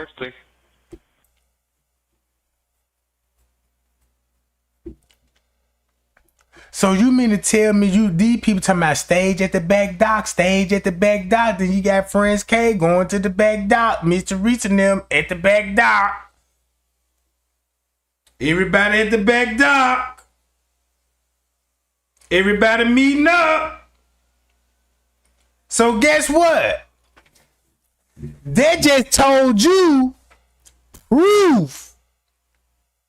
They wasn't even in the kitchen discovering a body in the freezer. They all met up in the basement. They just had that kitchen footage of the investigation. You know what I'm talking about? They already got that footage. So that wasn't going on at this time they claimed to be. See what I'm talking about? See what I'm talking about? Yes, I'm at the Crown Plaza at O'Hare Airport. And I was calling because my daughter came to this to a party here last night. And I remember, look, check this out. Now I remember when you go back to the radio station interview, when she was like, yeah, you went back up, your daughter went up to the hotel, right? The lady had a question. She said, so your daughter went up to the hotel. And she was like, yeah, my other daughter, you know what I'm saying, Kenneka. She caught herself, bro. You see what I'm saying?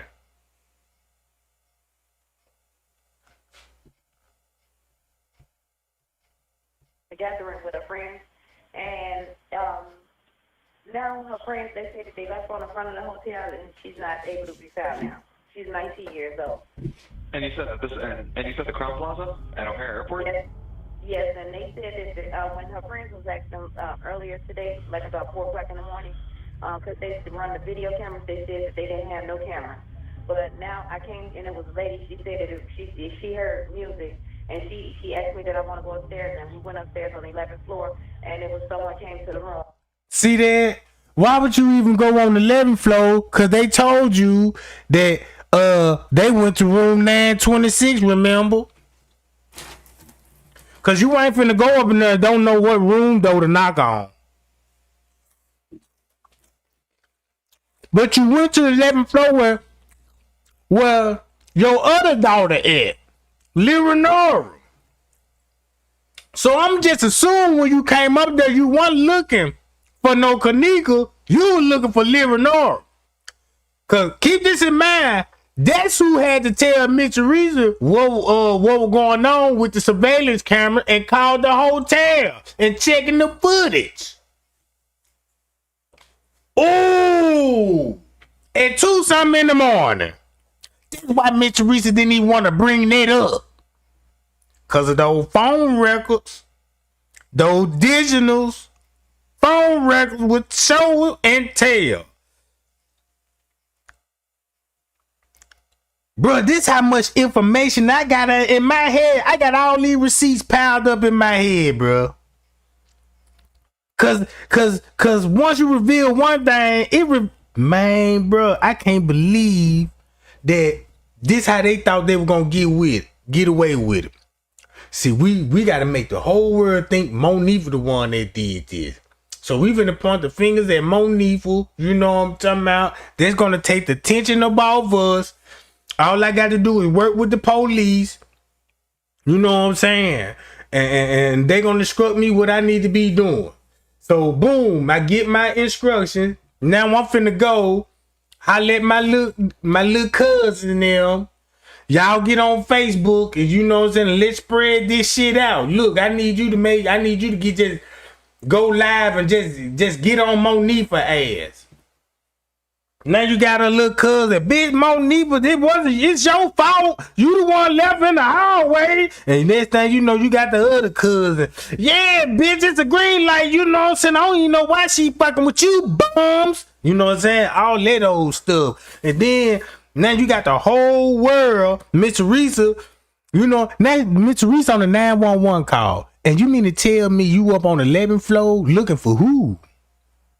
It's probably why you did. That's probably why you ain't showed up with Leonora when you first arrived. But look,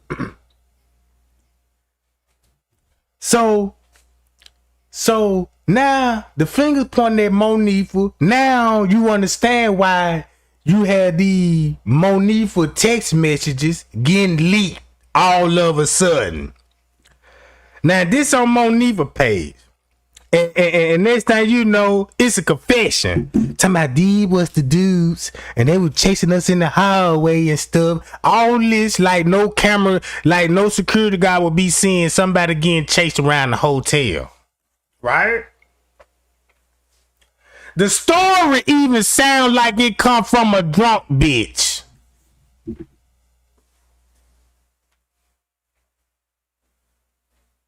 A drunk dummy, bro.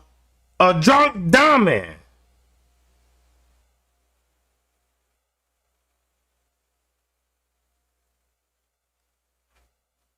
Look, let me play this video. And she said that she did see my daughter there with a group of girls and a couple of guys. So that was Leonora. Hi, y'all.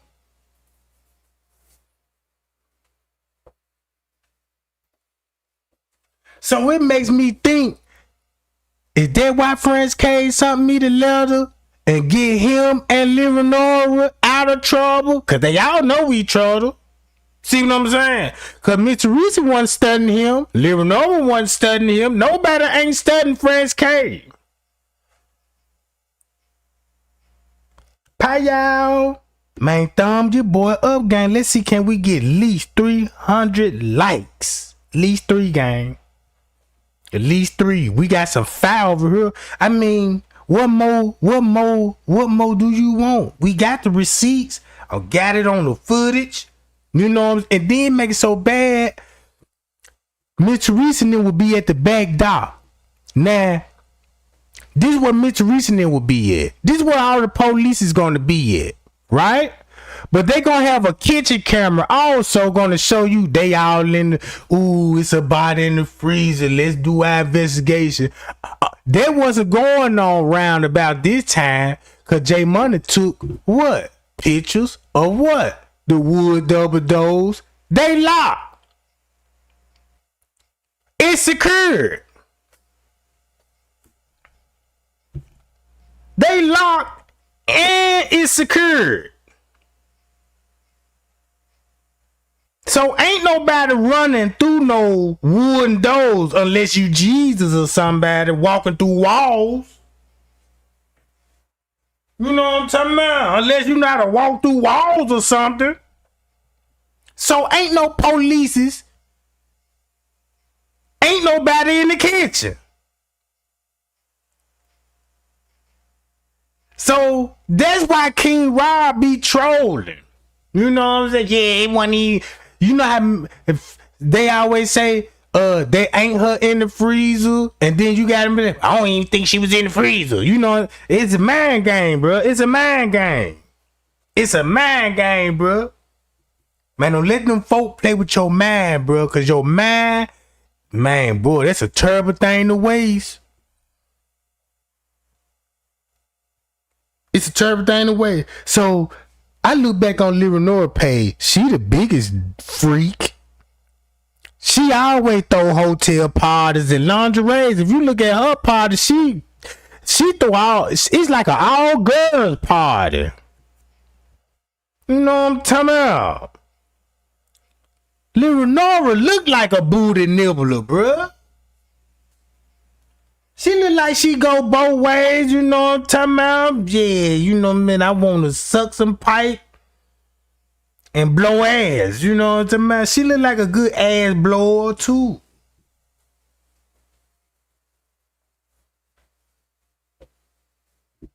So, then Miss Teresa is a freak. Mama freak. You know what I'm talking about? Miss Teresa a freak. Leonora freak. I don't even know about Kenneka. You know what I'm saying? I don't even want to know that part because they ain't even about her. She the princess queen right now. You know what I'm talking about? Right now, her past don't even matter. But them two big freaks right there, though, Freaky T. And then I ain't even know Jazz got a Facebook page called herself Freaky Jazz. You know what I'm talking about? Look, y'all. But that's all she just saw because she was busy trying to get reception on her phone. All right, well then, you know what? Are you sure you don't mean the Crown Plaza in Rosemont? Yes, yes, it is. I'm sorry, the Crown Plaza in Rosemont. That's exactly where it's at. I'm okay, sorry. No, it's okay. And have you and you said you spoke with the front desk? I'm sitting outside, right in front of the hotel in a parking lot right now. And they were saying that they haven't seen your daughter since she left, or? No, this is a different set. This is a different it's a new shift, and they said that they haven't seen her. Well, of course they wouldn't have seen her because this is like 3 or 4 in the morning. And I just seen that she was here because I just found the ticket where they entered this hotel. It was at 1:36 p.m. So hold on. And check this out, y'all. I believe that beverage manager was helping the law enforcement get Eugenia Walker out that hotel. I believe the beverage manager was help moving the body, and that's the reason why his shirt and clothes was all messed up. Grabbing big sheets, tablecloths. Went in the ballroom. Don't know where he went. Didn't even see where he took the sheets to. Don't even know what route he took when he went to the ballroom. Cause it's one something. It's one something. Cause you still gotta think about the body and that stage wreck with Jalen Ford. You see what I'm saying? And they talking about they were changing clothes. And then Jay Money saw this with his own eyes and never said what employee he was and why he would be changing clothes round about this time.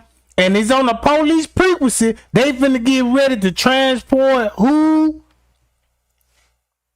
A victim that been in an aggravated assault. You see what I'm saying?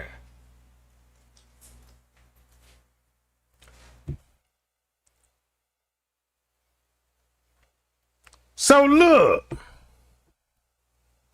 It's not her 6th because this was on the 6th. My daughter wasn't here on the 6th. Okay, and you know, real quick, I'm just gonna see if maybe she was here at all. What's your daughter's name? Check this out. That's why the pocket ticket gonna say on the 6th.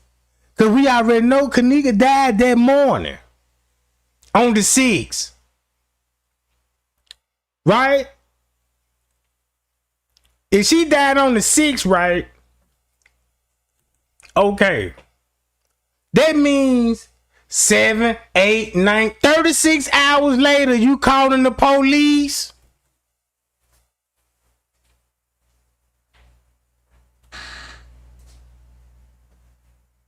"36 hours, you calling the police?" It sounds like you done got your story together now with the police. And that's the whole purpose of they calling the precinct. You see what I'm saying? And then Mr. Reason talking about they story keep switching up. How they story keep switching up? And you just dropped them off. So you mean tell me they story was switching up in the car? Cause they ain't tell you these two different things in the car.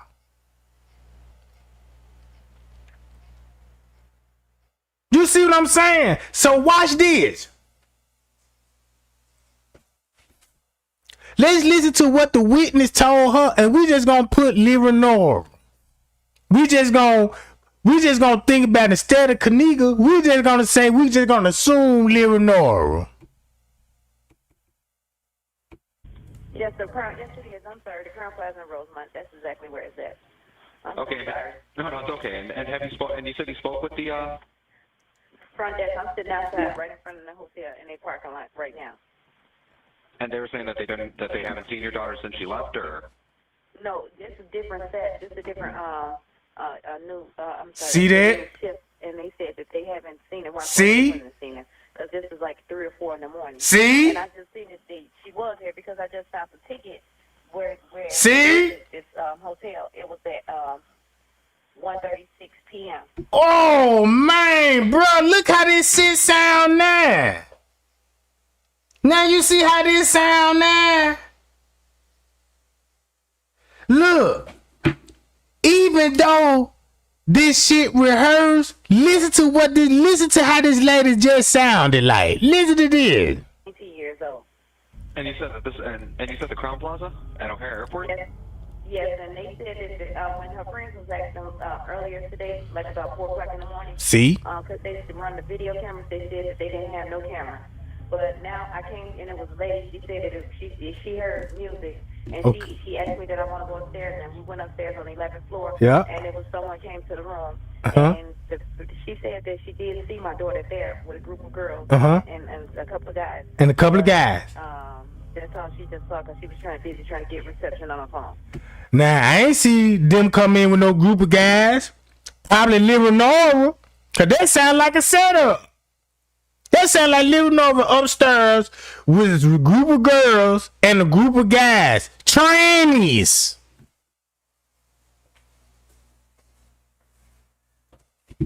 With trans. Where the teenagers at. The teen party. What? Where Jalen Ford and them gonna be at? So something happened to Eugenia Walker and they got it on video. Payow Jack. So Miss Teresa, I'ma just assume she wasn't up there looking for Kenneka. She was up there looking for Lyra Nora. So all the things she did was like, well, I'ma just use that story and just say I'm gonna look at it with Kenneka. You see what I'm saying? Cause everything true what she said went on that 11th floor, you know, then they got elevators. Looking at this, she ain't never mentioning that stuff. You know what I'm talking about? Then Lyra Nora got all these videos. Then you got to look at it. You know Lyra Nora gonna have videos and her phone can fuck Crown Plaza off. They can't do nothing but comply. Cause I can see why nobody ain't getting charged in this shit. I can see the whole cover. Bro, them folk got some shit, bro. Man, look, alright, what you want, Lyra Nora? Change the dates on there. Alright, anything else, Lyra Nora? And make the footage blurry. Yes, ma'am. And delete me out the footage. Okay, you got it, Lyra Nora. And you finna point the fingers at Monique and lock her ass up at the protest because she giving out video and sharing them with the news. Okay, we gonna get her ass soon we see her at the protest. We got you, Lyra Nora. You know what I'm talking about. Cause don't make me show the video. I get all our ass fucked out. All right, Lyra Nora. Look, you got some real powerful shit going on. You know what I'm talking about. That's why the hotel was fighting it the way they was fighting it. That's why French K came to me with that bogus ass letter. And when he said, I didn't kill her, but everyone deserved it. What you mean? I didn't kill her, but that's the worst thing you want to do is put a but on the end of something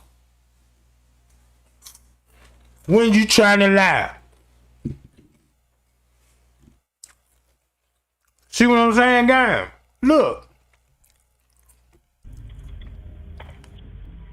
All right, well then, you know what? Are you sure you don't mean the Crown Plaza in Rosemont? Yes, the Crown. Yes, it is. I'm sorry. The Crown Plaza in Rosemont. That's exactly where it's at. I'm Okay. sorry. No, it's okay. And have you spoke? And you said you spoke with the Front desk. I'm sitting outside right in front of the hotel in a parking lot right now. And they were saying that they haven't seen your daughter since she left, or? No, this is a different set. This is a different it's a new shift, and they said that they haven't seen it. Well, of course they wouldn't have seen it because this is like 3 or 4 in the morning. And I just seen that she was here because I just found the ticket where they entered this hotel. It was at 1:36 p.m. So hold on, this is not her ticket because this is on the 6th. My daughter wasn't here on the 6th. Okay, and real quick, I'm just gonna see if maybe she was here at all. What's your daughter's name? Her name is Kenneka Jenkins. All right, can you spell her? The room wasn't registering her name. She came with some friends here. Man, I just want to verify. I'm about to say I actually just came in myself. Probably been on shift for about 45 minutes, so I just want to make sure that maybe she didn't get arrested and sent on her. You know what I mean? I just want to double check everything. But okay, thank you. You're very welcome. But it doesn't look like we had any run-ins with her last night at all. Do you think it's possible maybe she went to one of her friends' houses, or, you know, she's probably... No, actually, because she had my car. She was driving my car. She know I don't like nobody to drive my car because my insurance will not pay for no one besides her. And her friends kept calling my phone. I told them to stay out here. They stayed out here they called me like about 3-something in the morning. I was laying in bed. I just had breast surgery. I fought breast cancer. So I'm, sedated off medication early. And they telling me she out here. So once I rejuvenated, strengthened myself enough to get up and drive out here to look for once they brought me my car, I right out here. And I came to the hotel, and I showed them a picture of her, and I asked them if they see it. And it was a lady in the lobby, and she heard me asking at the front desk, and she said it was music. She did hear music. She called the one downstairs to report the room, and come to find out it was the people next door. And when we knocked on the door, that person said that she did see my daughter downstairs. It was like 4 of them, and it was 4 of them. And she said my daughter, she was with 3 of her friends, but her 3 friends said, which then, these kids won't tell the truth. They said that they went upstairs to get her cell phone. And when they went to get her cell phone, she was standing in the lobby, in the front lobby. And then when they came back down, she wasn't there anymore. No, I completely understand. East of Government Entryway. The one issue we have, and it's not necessarily that it's an issue, but she is an adult. She is 19 years old. And, I mean, as of right now... She's 19 years old? That's my daughter. She's 19. Her name Kenneka Jenkins, Kenneka. No, yes. No, I remember that. You told me that she was 19. But what I'm saying is that she's only been gone for a couple hours. She's, I don't know, maybe she's, she could be somewhere with one of her friends or something. Because, I mean, it is only a couple hours since you hadn't seen her, correct? Or since her friends supposedly hadn't seen her? Correct. Let's say about 3 to 4 hours now, they said. They told me. It was like 4 o'clock in the morning when he called me. Yeah. Well, I guess the one, are you looking to file a missing persons report then, or are you just...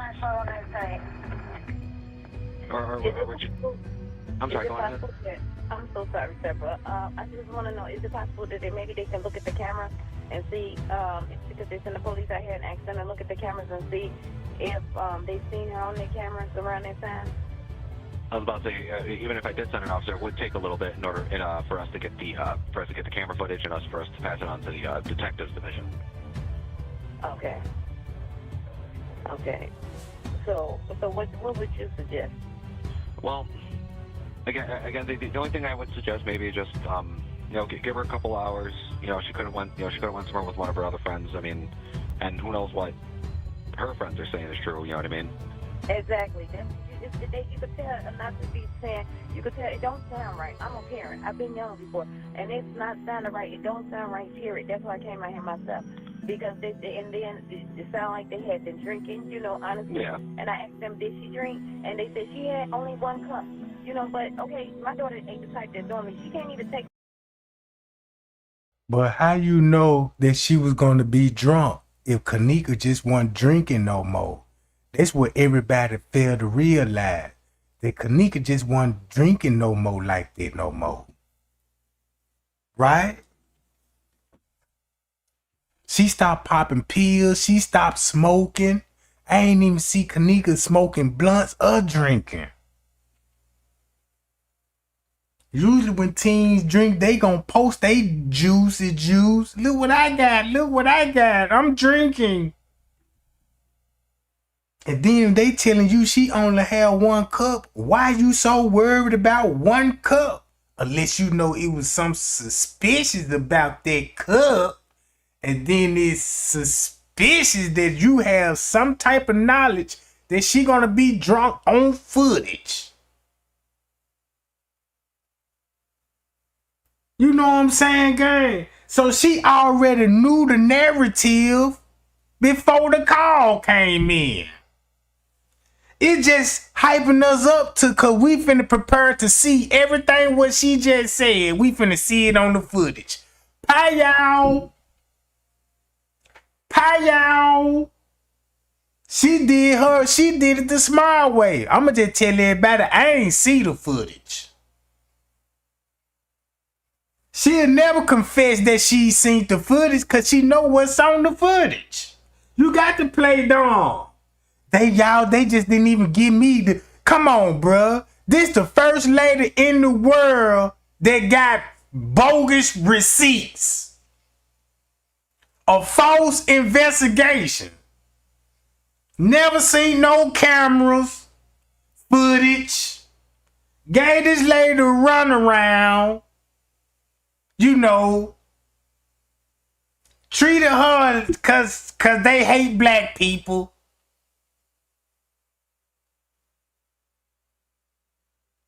So she dissing herself far away from that. She dissing herself from the cameras that's on the floors. They watching the elevators.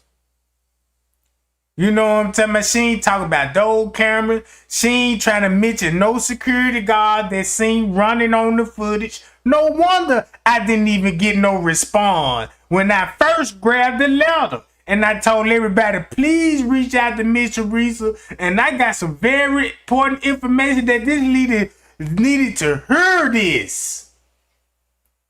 That lady was a no-show, bruh. But she would make all those posts and let me know she watching Trey Gang. Cause every time when my live ended, she make a post. Everybody, ooh, did you see the post Miss Teresa said? Trey Gang, she watching us, Jack. Yeah.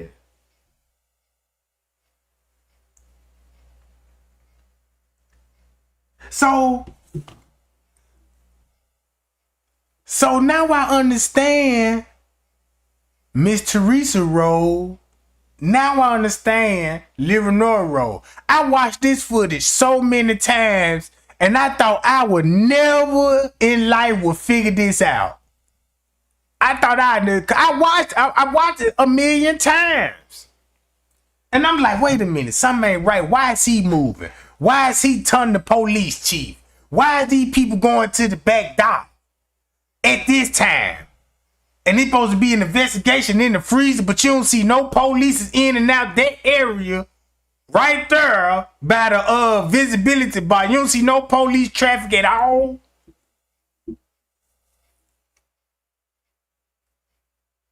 So now I know where 54 Keys got all her content from. All 54 Keys content came from Leonora, bro. The dude in the blue jacket, Leonora was the first one that spoke about that. Oh, Kenneka, you know what I'm saying? Leonora already dropped it. And Straight Drop. Straight Drop told everybody in the beginning in September. And said Leonora was at that hotel and the mama. And showed everybody on the footage and blurred it up and messed it, just completely blurred up the footage. And all of a sudden, Straight Drop just got off the family back. Now he's justice for Kenneka. So they must have had to pay that nigga to stop sharing that narrative. Cause he is out at the protest with Miss Teresa and them out of town. How is Straight Drop at protests with Miss Teresa out of town raising money for a protest?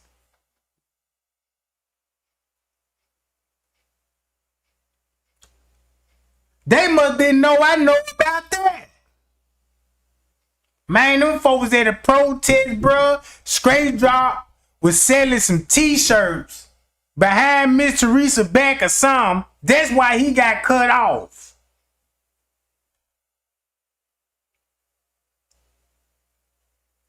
So now Straight Drop switched the whole narrative. The beverage manager did it. The beverage manager. Wishes that would be Lenny. I want to know who room was on the 13th floor. Because I believe on the 13th floor, that's somebody important. That sound like a manager or a celebrity or a businessman. Because if you got the police and Lil Renora trying to tell the police it's a fight on the 13th floor. And so the police go to the 11th floor. Well, we're going to shine this light out the window. Let's make sure this room being confirmed. Because you know the 13th floor, they got to be the last floor. That's where the penthouse suite's going to be at. You know what I'm talking about?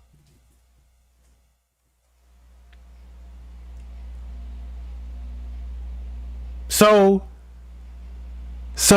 what if what if it was a body in the employee room? Cause check this out. I'm glad that I mentioned that.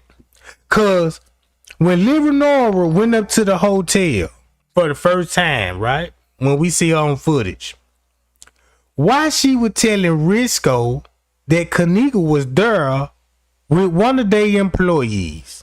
Now keep this in mind. How would Lil Renora would come up with my sister with her in your hotel with your employee in the room? So Risco called the police and said, yeah, I got her sister and her saying she was with one of our employee that was in the room and I don't know what she talking about. Didn't even try to verify what employee there was. So Miss Teresa didn't say nothing about that, about an employee, and she was in the room with an employee. That's probably why the police said, yeah, she probably be in somebody else's room just knocked out. Or whatever may have you.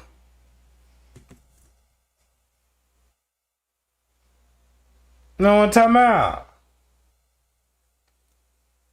How y'all? We almost at 300 likes, gang. We almost 300 likes. Man, look. This is the best receipts right here. Cause now I understand the whole footage. I know they coming up for Lil Renora. Sound like Lil Renora was up there up to no good, Jack. And got her sister caught up in some things. And then had the audacity to get her people to help cover her tracks. Throw everybody off on the investigation. You know what I'm talking about? They got family members out here acting like they don't even know Kenneka. You see what I'm saying? Man, let me hold on, let me play this right quick. Liquor level is just like mine. We can't take liquor. We cannot take liquor. We take a sip of liquor, we drunk. Honestly. No, I completely understand. And I'm like, one cup is too much for her, you know. And I like I asked them, and then they end up with her cell phone. I pay her cell phone bill every month to make sure my daughter has a phone. How did she love her phone? I don't understand why would she leave her cell phone with you all and just go disappear? And she know I just had surgery, you know. She know my predicament. No, yeah. Well then, so that in that case, what I would recommend, just go home, relax a little bit, give it some time. Of all we know, she very well could still be in the room. She could just be passed out. Again, you know how it is. You drink it the night before, you get, you know what I mean, whatever else have you. So just give it a couple hours. Maybe see if she'll get a hold of you again. You know what I mean? Does she know your number? Yeah, she know my number very well. She's very smart. Okay, well then, like I said, just give her a couple hours. You know what I mean? Give her some time. Again, maybe she went to one of her other friends' places, or maybe she is still in the room. Just knocked out. You know what I mean? Yes, I thank you. Okay, and so how long does it take for me to file a missing person report? Well, you can file it at any time. It just like I said, just give it a little bit of time. If you hadn't heard from her by, I want to say about 10, 11 o'clock, then by all means, give us a call again. You can come to the station, and we can help you out from there. Okay, I live in Chicago. Would it be better for me to come back to you all station, or should I go in Chicago and make out a missing report? I think you can try to file it out in Chicago. They may tell you to come here since it happened in our town, but I do know that since she lives with obviously she lives with you in the city, I think this might actually fall on them. Or at least they'll be able to take the report, and then they'll get in contact with us, and we'll be able to help them out with the investigation from there. Okay, well, it doesn't matter, whichever one. If I have to come back out here, I'll come back out here. But as long as if we be able to see, if I come, okay, I give it to tomorrow. It's 24 hours. After 24 hours, do you think they'll still be able to see the video camera of today, the surveillance camera Yes. for today? Yes, we definitely be able to. Yes, we definitely be able to get the footage. Okay, thank you. Well, All right. I'll do that. Okay, thank you so much. Okay. Okay. No, you're very welcome. Have a good day. You too. Thank you so much. You're very welcome. Bye-bye.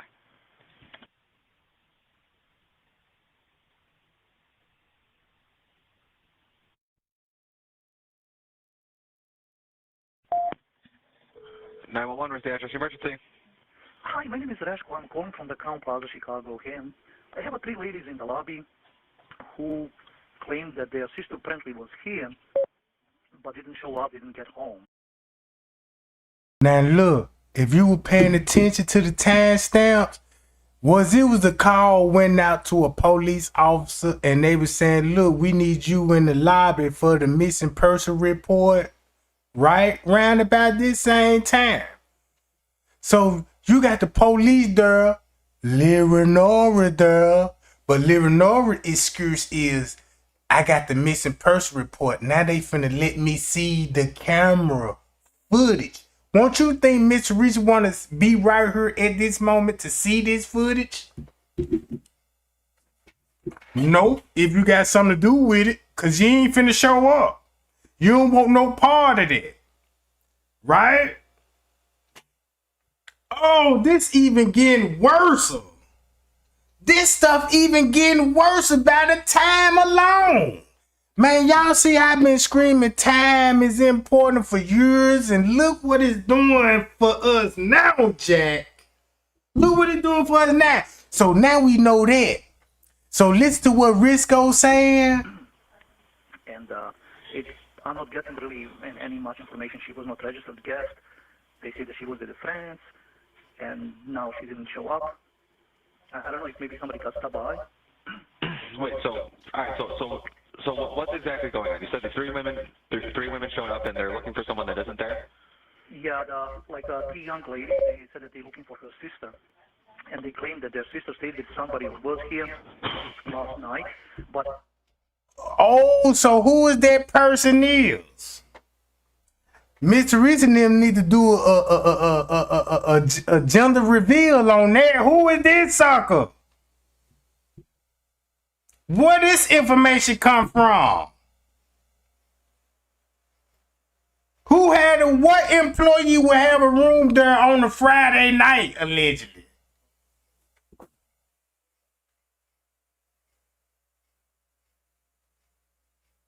So you got the police there at 12 with a missing person report, with another missing person report, actually. And they just need Leonora's signature on that police report, right? So now Leonora finna check the camera, but now you also got a call at 12:18, right about the same time for Risco. So all of this going on at 12 o'clock, that's why MTV said and showed their receipts. What time the police were there? Between 12 and 1 o'clock. Searching the hotel for a missing person. They even got that in a news article. They said that's when they first started the search. Go to some old new, they gonna say what time? They said they searched around about 1 something, you know what I'm saying, with negative results. It's even looking worse. It's even looking worse for them two. It's even P said she was in the freezer. And he like, how she get in there?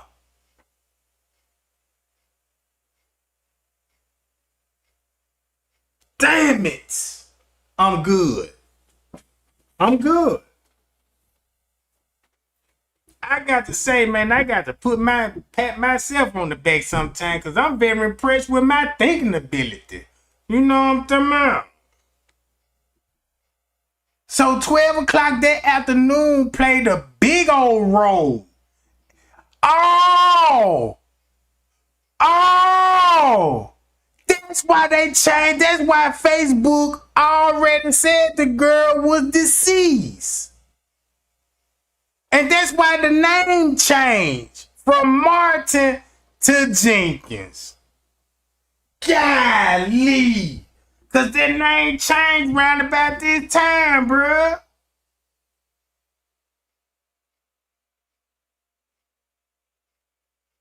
That's why that name changed. That always bothered me. Cause I was like, that, cause I was like, why they saying the girl was already dead and they ain't even found her in the freezer? Cause round about this time, I'm on lunch break. You know, I was looking for the name like, damn, because now everybody was like, is it Jenkins or is it Martin? And then when you click on, when you click on the Jenkins, John, it was her page, but it was like one of her pages. You know what I'm talking about? That she already had. You see what I'm saying? At some point in time, they had to deactivate the Martin page. And everybody will focus on her other page, and that's why it had so much old stuff on there. That's why I had so much old stuff on there. So now I see why they was always uploading videos, old videos of Kenneka when she looked like she was about 15. Cause in those videos, she wasn't no 19, bruh. So that what made everybody, when these YouTubers started spreading their narrative, they got everybody thinking like, well, what's really going on? Is this girl or what? That's her. They just got younger pictures of that girl and showing her like this what she looked like yesterday or something. You know, like this happened this year. Man, the old video was like 3 and 4 years old. Then make it so bad they got rid of a whole lot of Kenneka and Monifa pictures together. You see what I'm saying? Cause Kenneka had Monifa flooded on her stuff just like Monifa did. You see what I'm saying?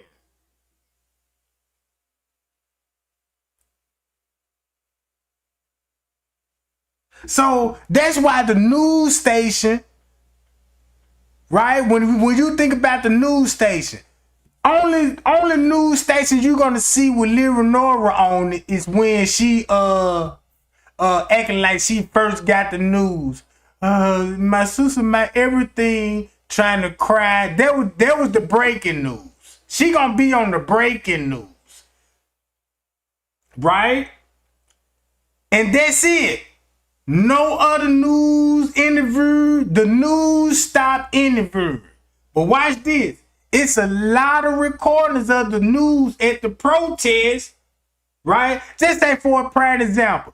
You know when Lyra Nora got to talking about yeah, we got about 5 more videos and this happened at 1:30, you know what I'm saying? And what about this employee? You know what I'm saying? So damn, I forgot what I was finna say, bro. That fast. So when it come to Lyra Nora, right, all those videos, it all make sense, bro. That's That's why you won't see that on the news. That video that's why did y'all see that on the news? Nope. That was on a Facebook. That came off an activist phone and she uploaded on her Facebook. Why you think the news didn't release that? Because they knew there was false information. They knew she confessed to the police. Yeah, I did have contact with Kenneka. Yeah. Right? Then when the news asked her that, She said no. Then how the way her story was, the news already knew that what Leonora was saying was bullshit. That's why they stopped. That's why they stopped dealing with the family, dealing with Miss Teresa, cause the news was already on it.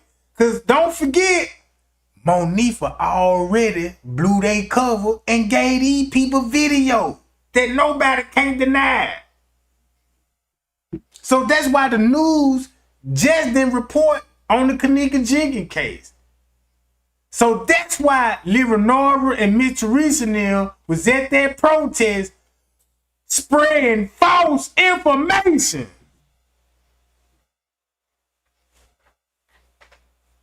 Spreading false information, bruh.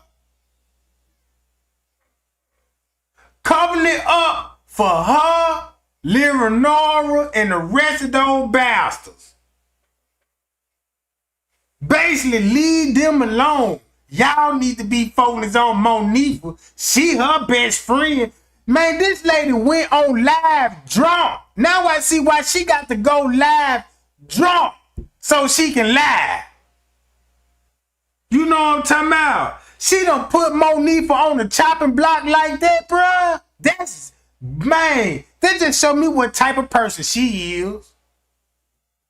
You know, if you would do that to a child, you know what I'm saying? Come on, bruh. You know what I'm saying? This lady went live, put that girl life in danger. Man, that lady went drunk, went on a full rant. When I got on the phone with y'all, I heard her in the background talking about, fuck this shit. Lying on that girl, bro. And we thinking this shit real. No wonder why Monifa always be about to break down and cry. You know what I'm saying? When people mention her name and stuff. You know what I'm saying?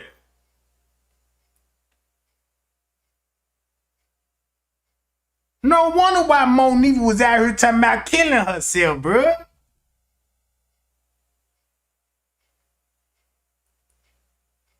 Man, now I feel some type of way, bro.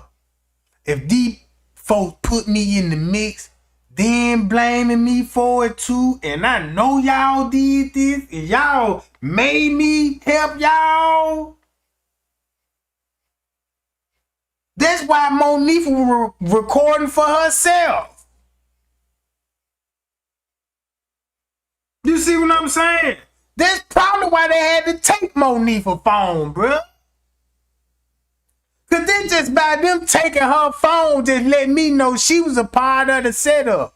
Part of the setup, they were probably setting up Monifa too. I'ma just be real with them. You know what I'm saying? I want to look at it in the right direction. I don't want to defend nobody that don't need no defense. But, you know what I'm saying? I do look at Monifa differently. You see what I'm saying? Because I feel like this girl. It's like this, gang. If somebody asks me, Trey Gang, can you take me here? I get some gas money. I'm like, all right, cool. So we pull up to a location.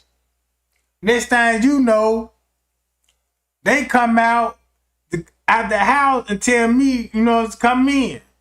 So I go in, next time you know, man, these folks telling me, man, will you help us move the body? You know what I'm saying? I'm like, man, hell no. Man, you ain't got no choice. So I'm going to go on and help, do what I need to do, right? I ain't got no choice. I'm in the room. It's more people in there. Man, these folks got guns. I'm looking at a motherfucker on the floor dead. So we gonna move the body. Check this out. Now I got caught up in some shit. Now I'm finna drop these killers back off at the house. Now the news broke out. Boom.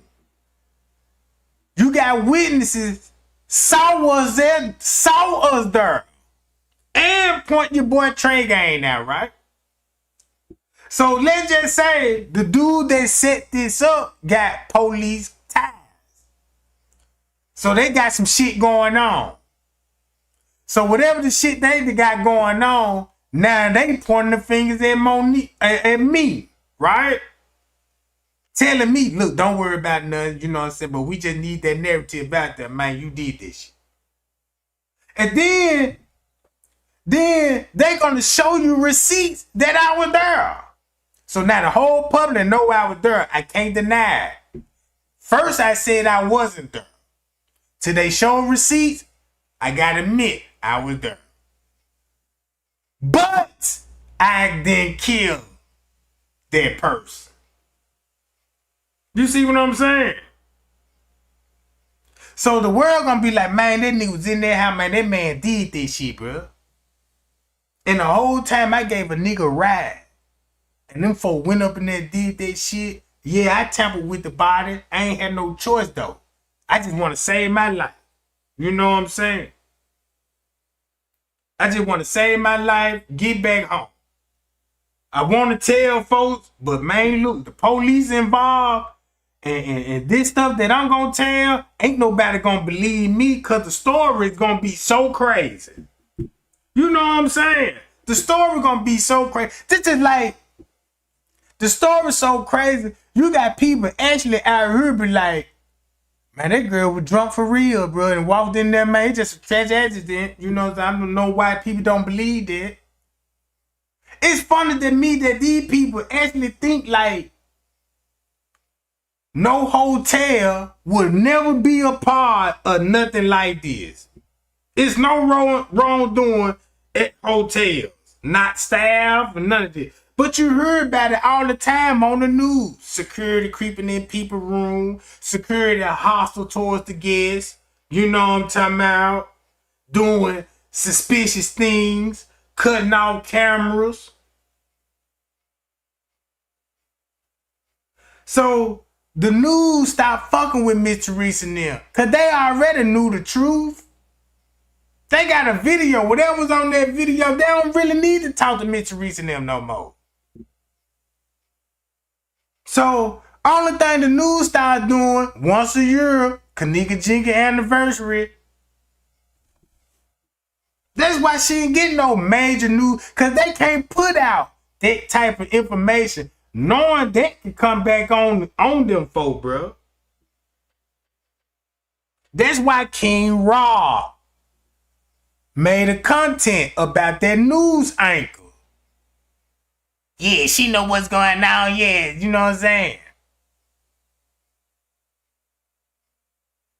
You see what I'm saying?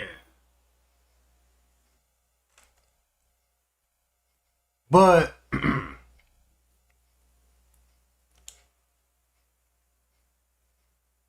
and make it so bad, the police, they type everybody's statement to cover up for Leonora. When the last time you seen Kenneka? She was in the room with us. Oh yeah, yep, she was in the room with us. Dancing, smiling. You know what I'm talking about? Yeah, 54 kids still gonna be quiet. You know what I'm talking about? And still gonna be quiet. Cause I'ma light her ass up too. She had me fooled, bruh. You know what I'm talking about? This lady had me fooled, bro. I can go back, look, I can watch her video right now. All that shit came from the family, bro. She even made videos and told everybody, you know, the family members contacted me, and you know what I'm saying? And here's the tea. We on your ass. You know what I'm talking about? She already got the word what Trey Gang said. You know, acting like she on her now. Now, she quiet on this Kenneka Jenkins case. She already heard what I said, bro. That's why I say I don't care who feelings get hurt. You know what I'm talking about? Because all that narrative, watch this, was 54 Keys and Straight Drop were collaborating real heavily. Right? Real heavily. Every time with Straight Drop would drop a video. Because everything Straight Drop was dropping, you know what I'm saying? Everybody wasn't cool with the narrative. So the video that Straight Drop was trying to convince people on, and it wasn't working. That's where 54 Keys come in there. I'm finna help you out with this video, nigga. They don't believe you about the blue man in the kitchen. So if I tell them, they'll believe me. And that's what happened. Cause I had the footage at the time. I knew there was no dude. I knew that was a dirty towel thing. You know what I'm talking about? Cause I work at a restaurant. I knew what that was off top. And I'm like, 54 Keys said she watched the footage, so why is she making this content? That ain't right. You know what I'm saying? And then the footage is out. You could actually pull this footage up. But no. They goddamn 54 Key got a job to do, man. I gotta get these folks' ass on this kitchen. Need him. That's the dude that they pointed out, and he wasn't even at the party. They just picked a nigga that hang with them.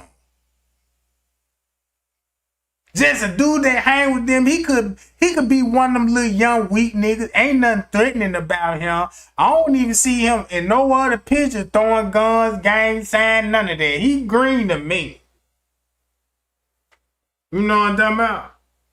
The Shadow Men's, boy, she had us on the Shadow Men too. Well, I was on the Shadow Men's my damn self. Well, them Shadow Night, boy, don't you know how many times I was watching video at night? I couldn't even watch Kenneka at nighttime, bro. Looking at the footage ain't got no audio. It's quiet as hell in the house. I'm hearing all type of squeaking noise. Never knew house make this much noise when everything quiet. Then I'm on the kush smoking. Now I heard church bells. You know what I'm talking about? When you got that good kush and you start hearing those church bells goes out, you know what I'm talking about? That's the choir, you know what I'm saying?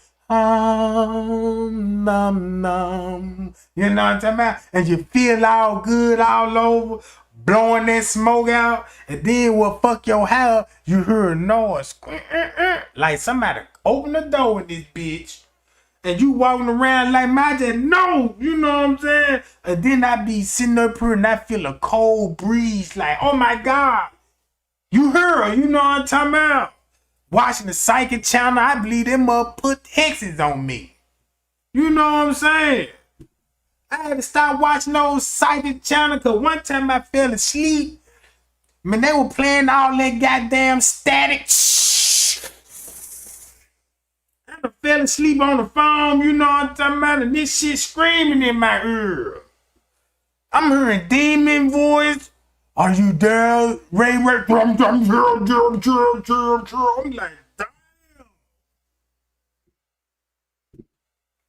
Are you right up there? It's cold up here, cold up here, cold up here. Man, what the fuck?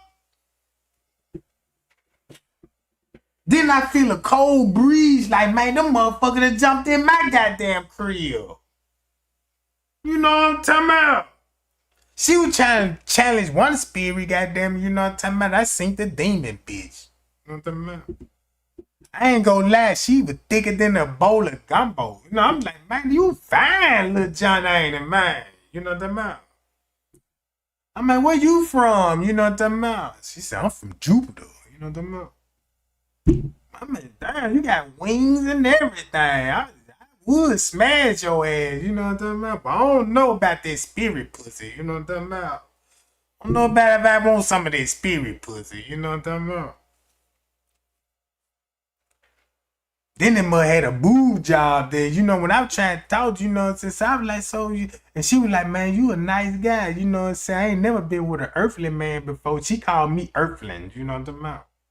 You're my little earthling. So, you know, we having the discussion and stuff, and we were just trying to, you know, I'm like, man, how we gonna stay in touch, boo? You know, I'm like, you drink, you smoke. She was like, nah, she don't even indulge in that. So we was sitting on the couch and stuff, you know what I'm talking about? And so, you know, I was looking, I'm like, damn, she was feeling me and stuff, you know what I'm saying? So I was like, damn, you know what I'm saying? You the woman of my dreams. Now I understand why they say, man, you was an angel, you know what I'm talking about? So I thought we were finna do something. I was like, man, you know, what you think we, you know, get down? And she was like, yeah, let's get down. And I went in there, you know what I'm saying, went in the bedroom and shit, you know what I'm saying, getting ready and shit, you know what I'm saying? And I go back in there, the bitch gone. Man, I came back in the living room, bitch didn't even walk out the door. She let the window up, the bitch flew off. You know what I'm talking about? I'm like, man, I was just finna smash that John. I'm like, man, it must have been something. You know what I'm saying? I must have did something because the vibe was cool for a minute. I thought I was finna get topped off. You know what I'm talking about? Way she was talking. But now I can't even trust a demon bitch. You know what I'm talking about? But Payal, what the lights looking like? That's what I'm talking about, gang. You know what I'm talking about? Now that's what I'm talking about. But yeah, you know what I'm saying? So the little spirit bitch, I ain't seen that since. You know what I'm talking about?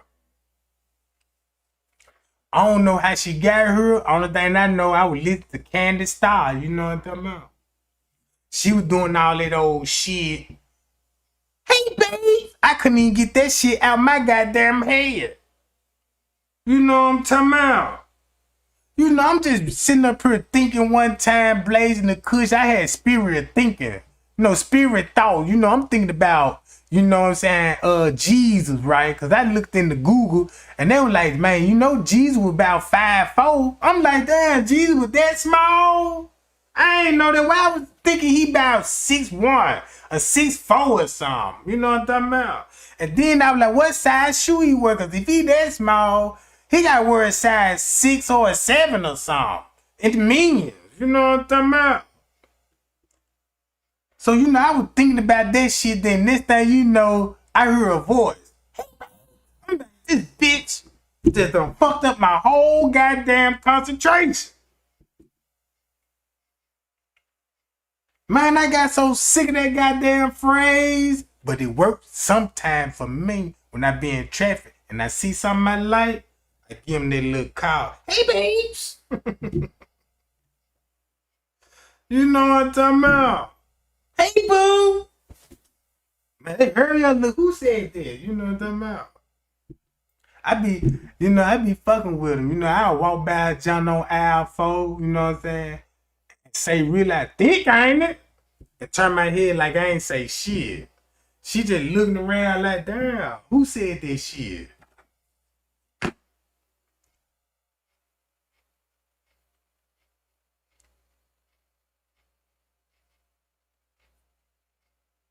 Man, what y'all talking about in the chat?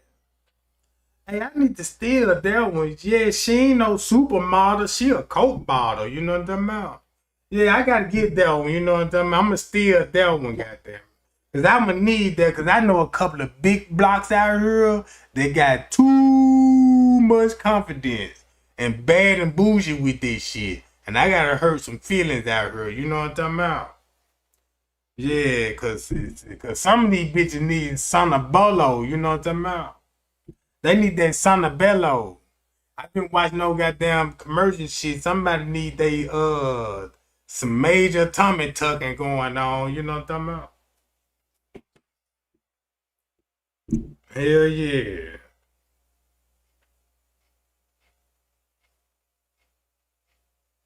Yeah, the hotel need to be you know what I'm talking about? Yeah, that joint need to be demolished.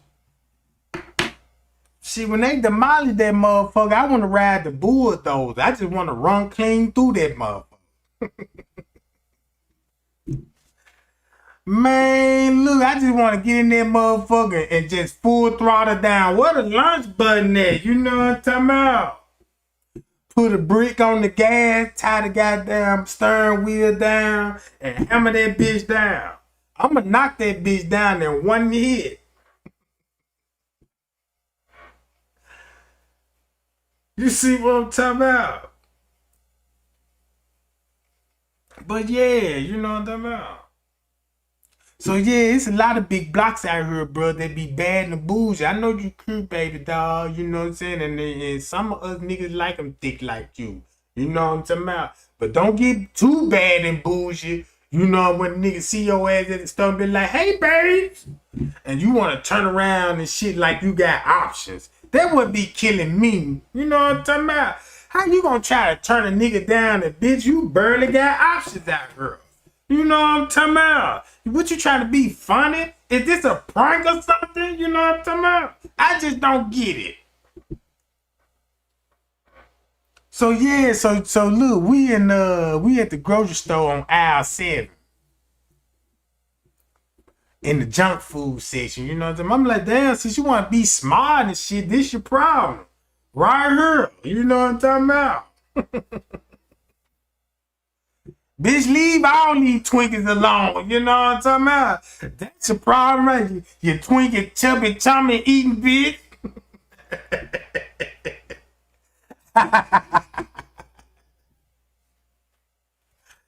Yeah, you know what I'm saying? Cause man, I wish I had my own security company. You know what I'm talking about? Cause you would see some shit, bro. Man, I swear you would see some shit, bro. Man, if I was the government, bro, man, don't you know how these government got these security companies? And you mean to tell me these security companies got cameras, right? And you get your cameras from the internet, your internet provider. And they like, all right, well, you got your phone and we got a camera in your phone and stuff. And you mean to tell me, if you mean to tell me this security department is like, yeah, we can do anything, but we just can't watch the cameras. Man, you got to be bullshitting me. You mean to tell me if I work at the camera department and I got access, man, I'm finna look into your shit. I ain't lying. I'm finna cut your camera on and see what's going on. And then once you cut that junk on, you always get look. How most people keep their phone in they goddamn hands, goddamn it. Boy, just imagine when you first cut it on. Man, nothing but a face shot. Motherfucker looking dead in the screen. You know, that's when you gonna find the truth out about people and shit. You know what I'm talking about? Motherfucker wake up. Look. I don't get this, gang. I've been watching some live videos, and these people actually go live just to go to sleep. Cause I was scrolling on my phone, and I seen the live screen. But I see a chick in the bed sleep. But the chat busting though, like. I'm like, wait a minute now. So the gal sleep. And there's 100 motherfuckers in the comments. Now I don't get that part. And they were there for hours because I had came back. I'm like, man, wait a minute. Let me dip off. So I go watch me some goddamn FBI files. You know what I'm saying? Watch me a couple of documentaries. You know, a 3-hour documentary. And I go back to that motherfucker. They still there. Come to find out this bitch ain't even really sleep. She just playing sleep. It's just the moment that they just want to watch her turn over. And she turn over a certain way. I said, oh, this what these niggas waiting on, bro. Ain't this some perverted ass shit?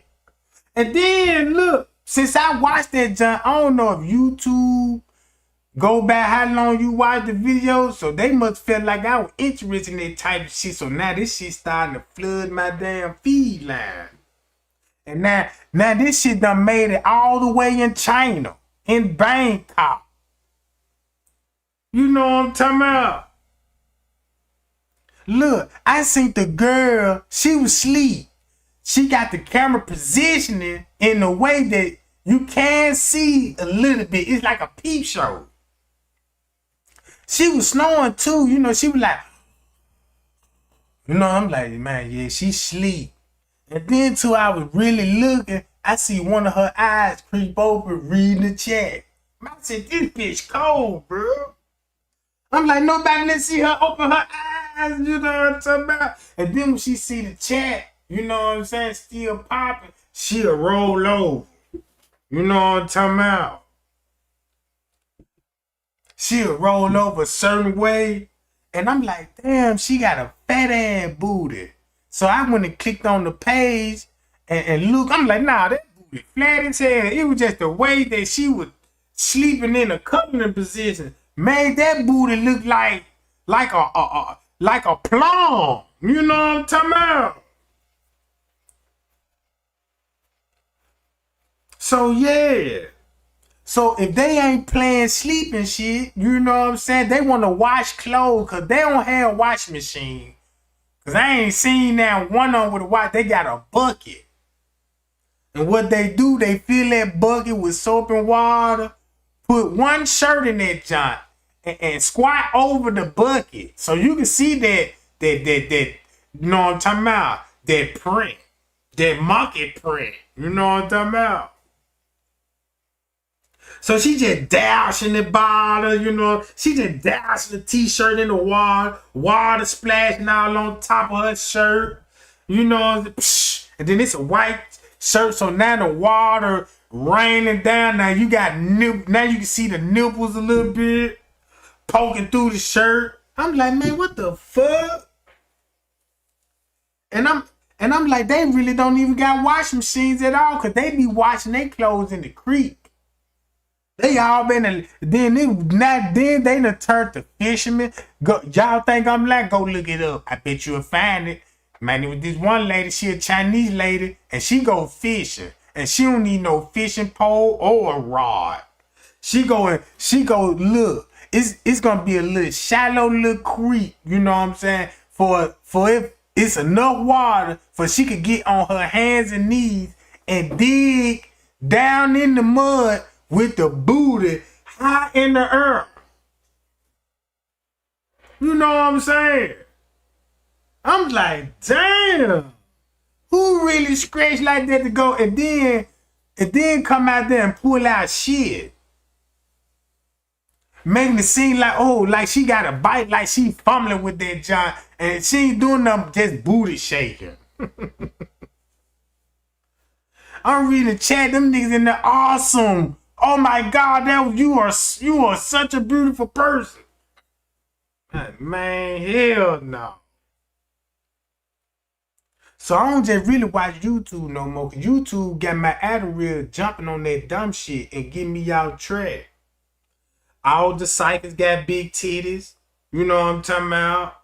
I'm talking about ain't nothing but a bunch of niggas in that junk, and they don't want to hear none what she got to say. And she ain't got no content. Only thing she can do is perk them jumps up, oil them jumps up, and shuffle those goddamn cards. If they ain't doing that, they bikini shells. They like to cook in thongs and shit. I seen the lady cook boiling noodles, bro, in a thong. You know, I'm so hungry. Guys, what do you want me to eat? You know what I'm talking about? They be like, eat a cucumber. You know what I'm talking about? Eat a cucumber. You got a prickle? You know what I'm talking about? Oh, come on, you guys. I don't have a prickle. Do I need to? Then she go to the store and get a prickle. You know what I'm talking about?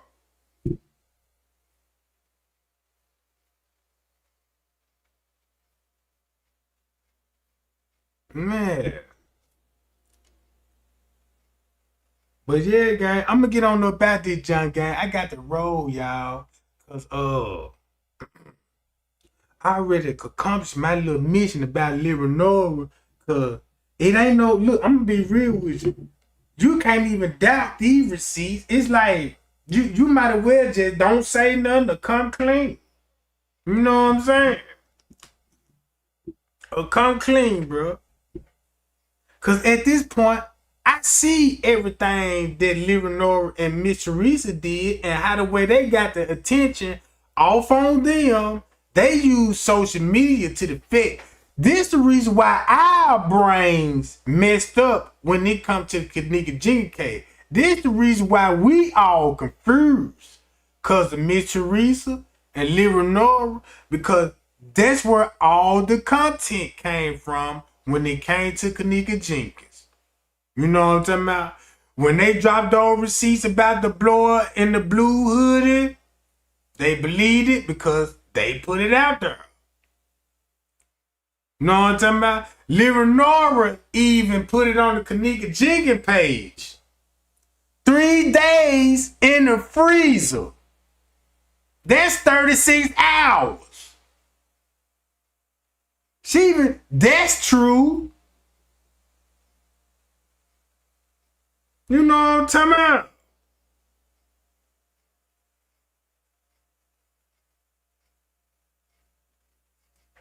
What you say? I always stop the comedy too soon. I chill a little bit. Hold on. How long I been live? Oh, it been 3 hours. You know what I'm talking about? It been 3 hours, goddamn. But if y'all want me to go live, talk a little shit tonight, you know, have a little fun, you know. I don't mind cracking jokes, you know what I'm talking about? Talking about life events, you know, giving your palm readings, you know what I'm talking about? If you looking for a good reading and you want to know about your future, you know what I'm talking about? I got all the answers for that. I'm very connected spiritually, you know what I'm talking about? Yeah, I don't need no spirit bowls to call Demon Ray. You know what I'm talking about? Yeah, I contact them directly, Jack. Yeah. Cause some of these people need some motivation and inspiration. You know what I'm saying? And some of these people need some goddamn dial soap and wash their ass, cause half of these motherfuckers boo-boo. You know what I'm saying? Man, I swear to God, man. Bro.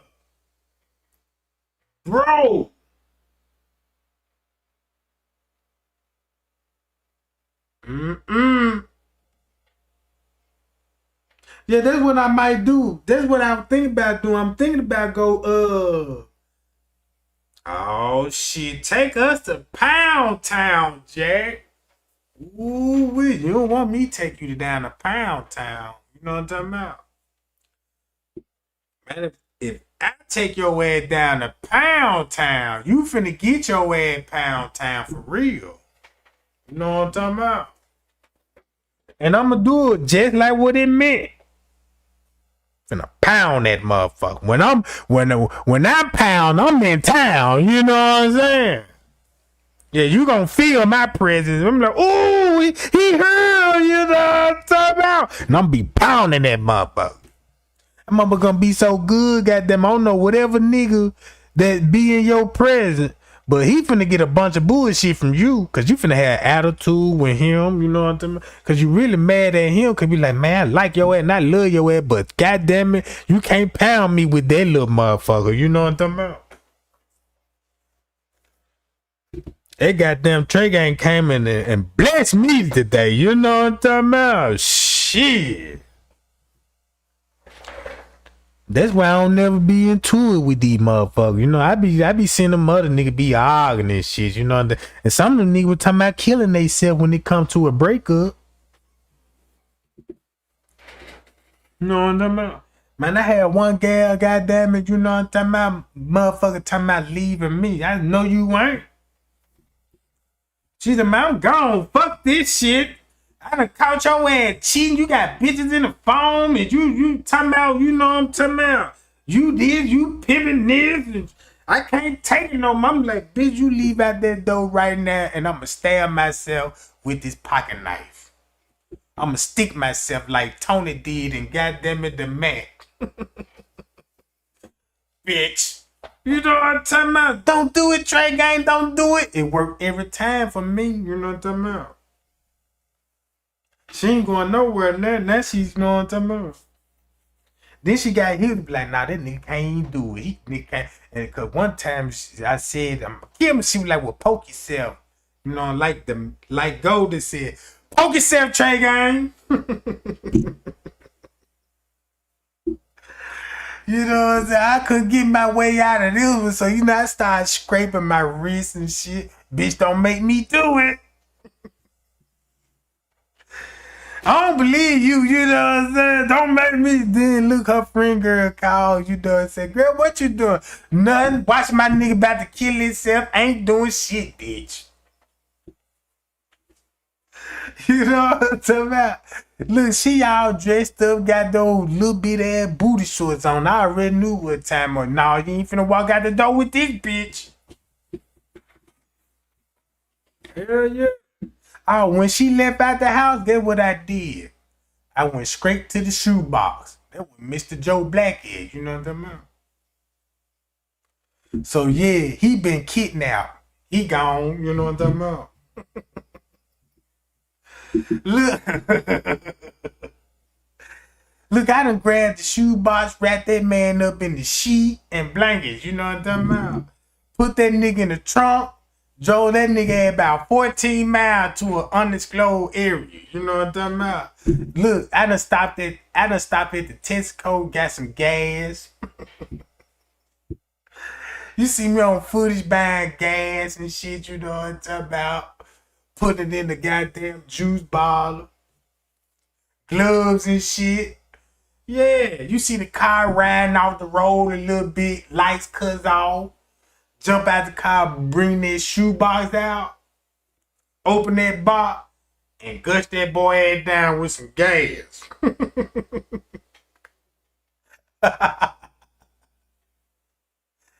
Eyes cheering up, listen to some goddamn David Ruffin, you know what I'm talking about? Some goddamn Lenny. Oh, bitch won't leave me now. And set that flame up and blaze the kush blunt. And then took pictures of it. Why that motherfucker was on flame? Look, I called her phone. She wasn't picking up. But she eventually picked up on 100 calls. And when she picked up, she was like, what do you want? I said, bitch, it's over with. He gone. And showed her the video. Man, don't you know she done dropped everything, bro? She was like, you low down man, and then look and called all her folks. You know what I'm talking about? She done called her little Snoop, her little nephew Snoop when he got Ray and them. They went and got the whole block. She done lied to them talking about, yeah, I threatened her, you know what I'm talking about? I'm like, what? You know what I'm saying? They like, yeah, you coming up, you bust or one of them. I'm like, man, they ain't did none of this shit. Lying like a motherfucker.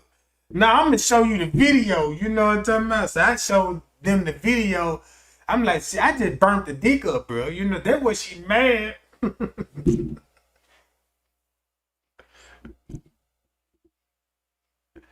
Yeah, and that was the last time I saw her. So I'm like, yeah, so that was most important in her life. You know what I'm saying? So she must really didn't care about me. You know what I'm talking about? But whatever goes around, come back around. Cause I was staying with a little chick and she was like, let's get freaky tonight, boo.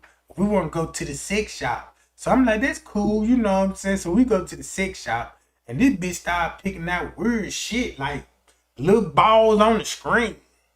Like, you gonna love these. I'm like, what these is? You know what I'm talking about? But yeah, you finna play with them. I ain't playing with these motherfuckers, you know what I'm talking about? I don't even know how to work with this shit.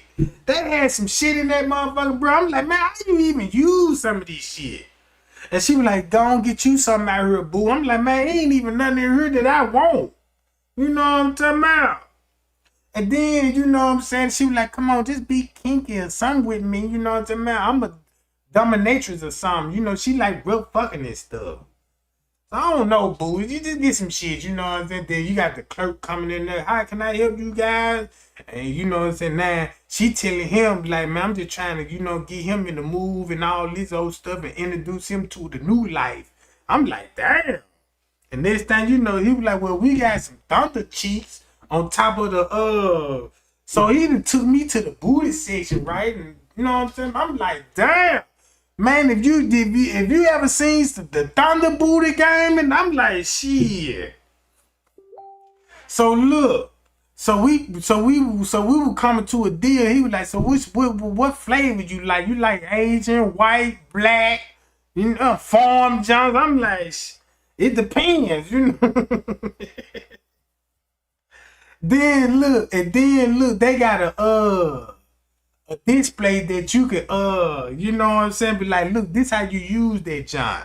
You know, they got a display, so it's the Thunder Cheek section. So they be like, this what don't y'all know what y'all call that stuff?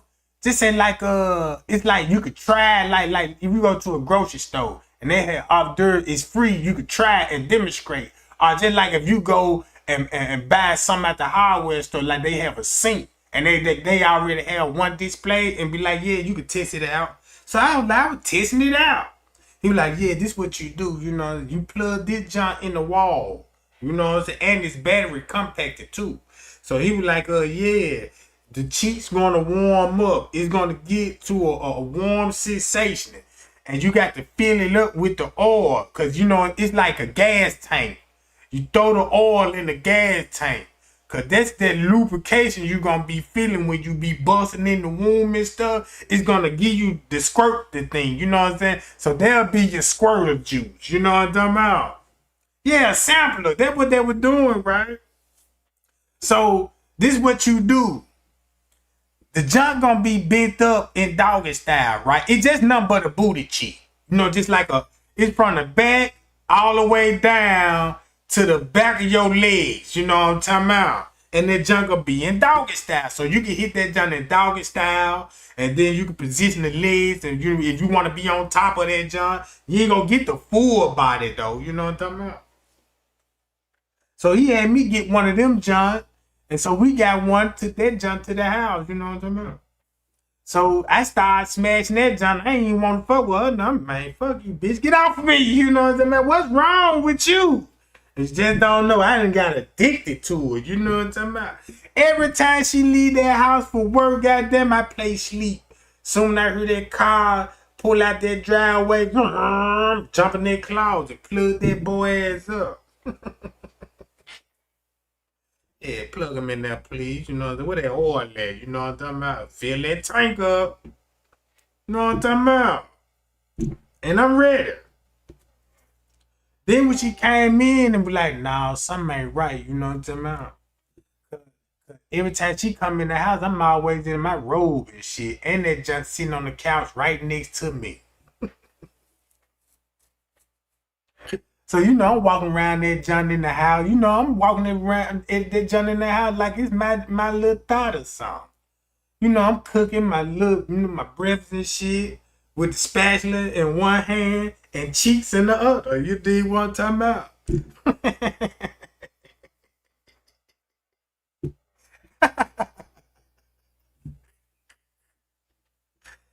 Shit, goddammit. But yeah, guy, I'm finna get on the back there just so I go get me a little drink or two. You know, I'm gonna go get me a little drink. I might come back. Cause y'all got me in tears right now. Cause I already know I'm about to shoot off. I'm about to go crazy. But man, y'all make sure y'all like, share the video. And we'll be back, Jack. We'll be back. You know what I'm talking about.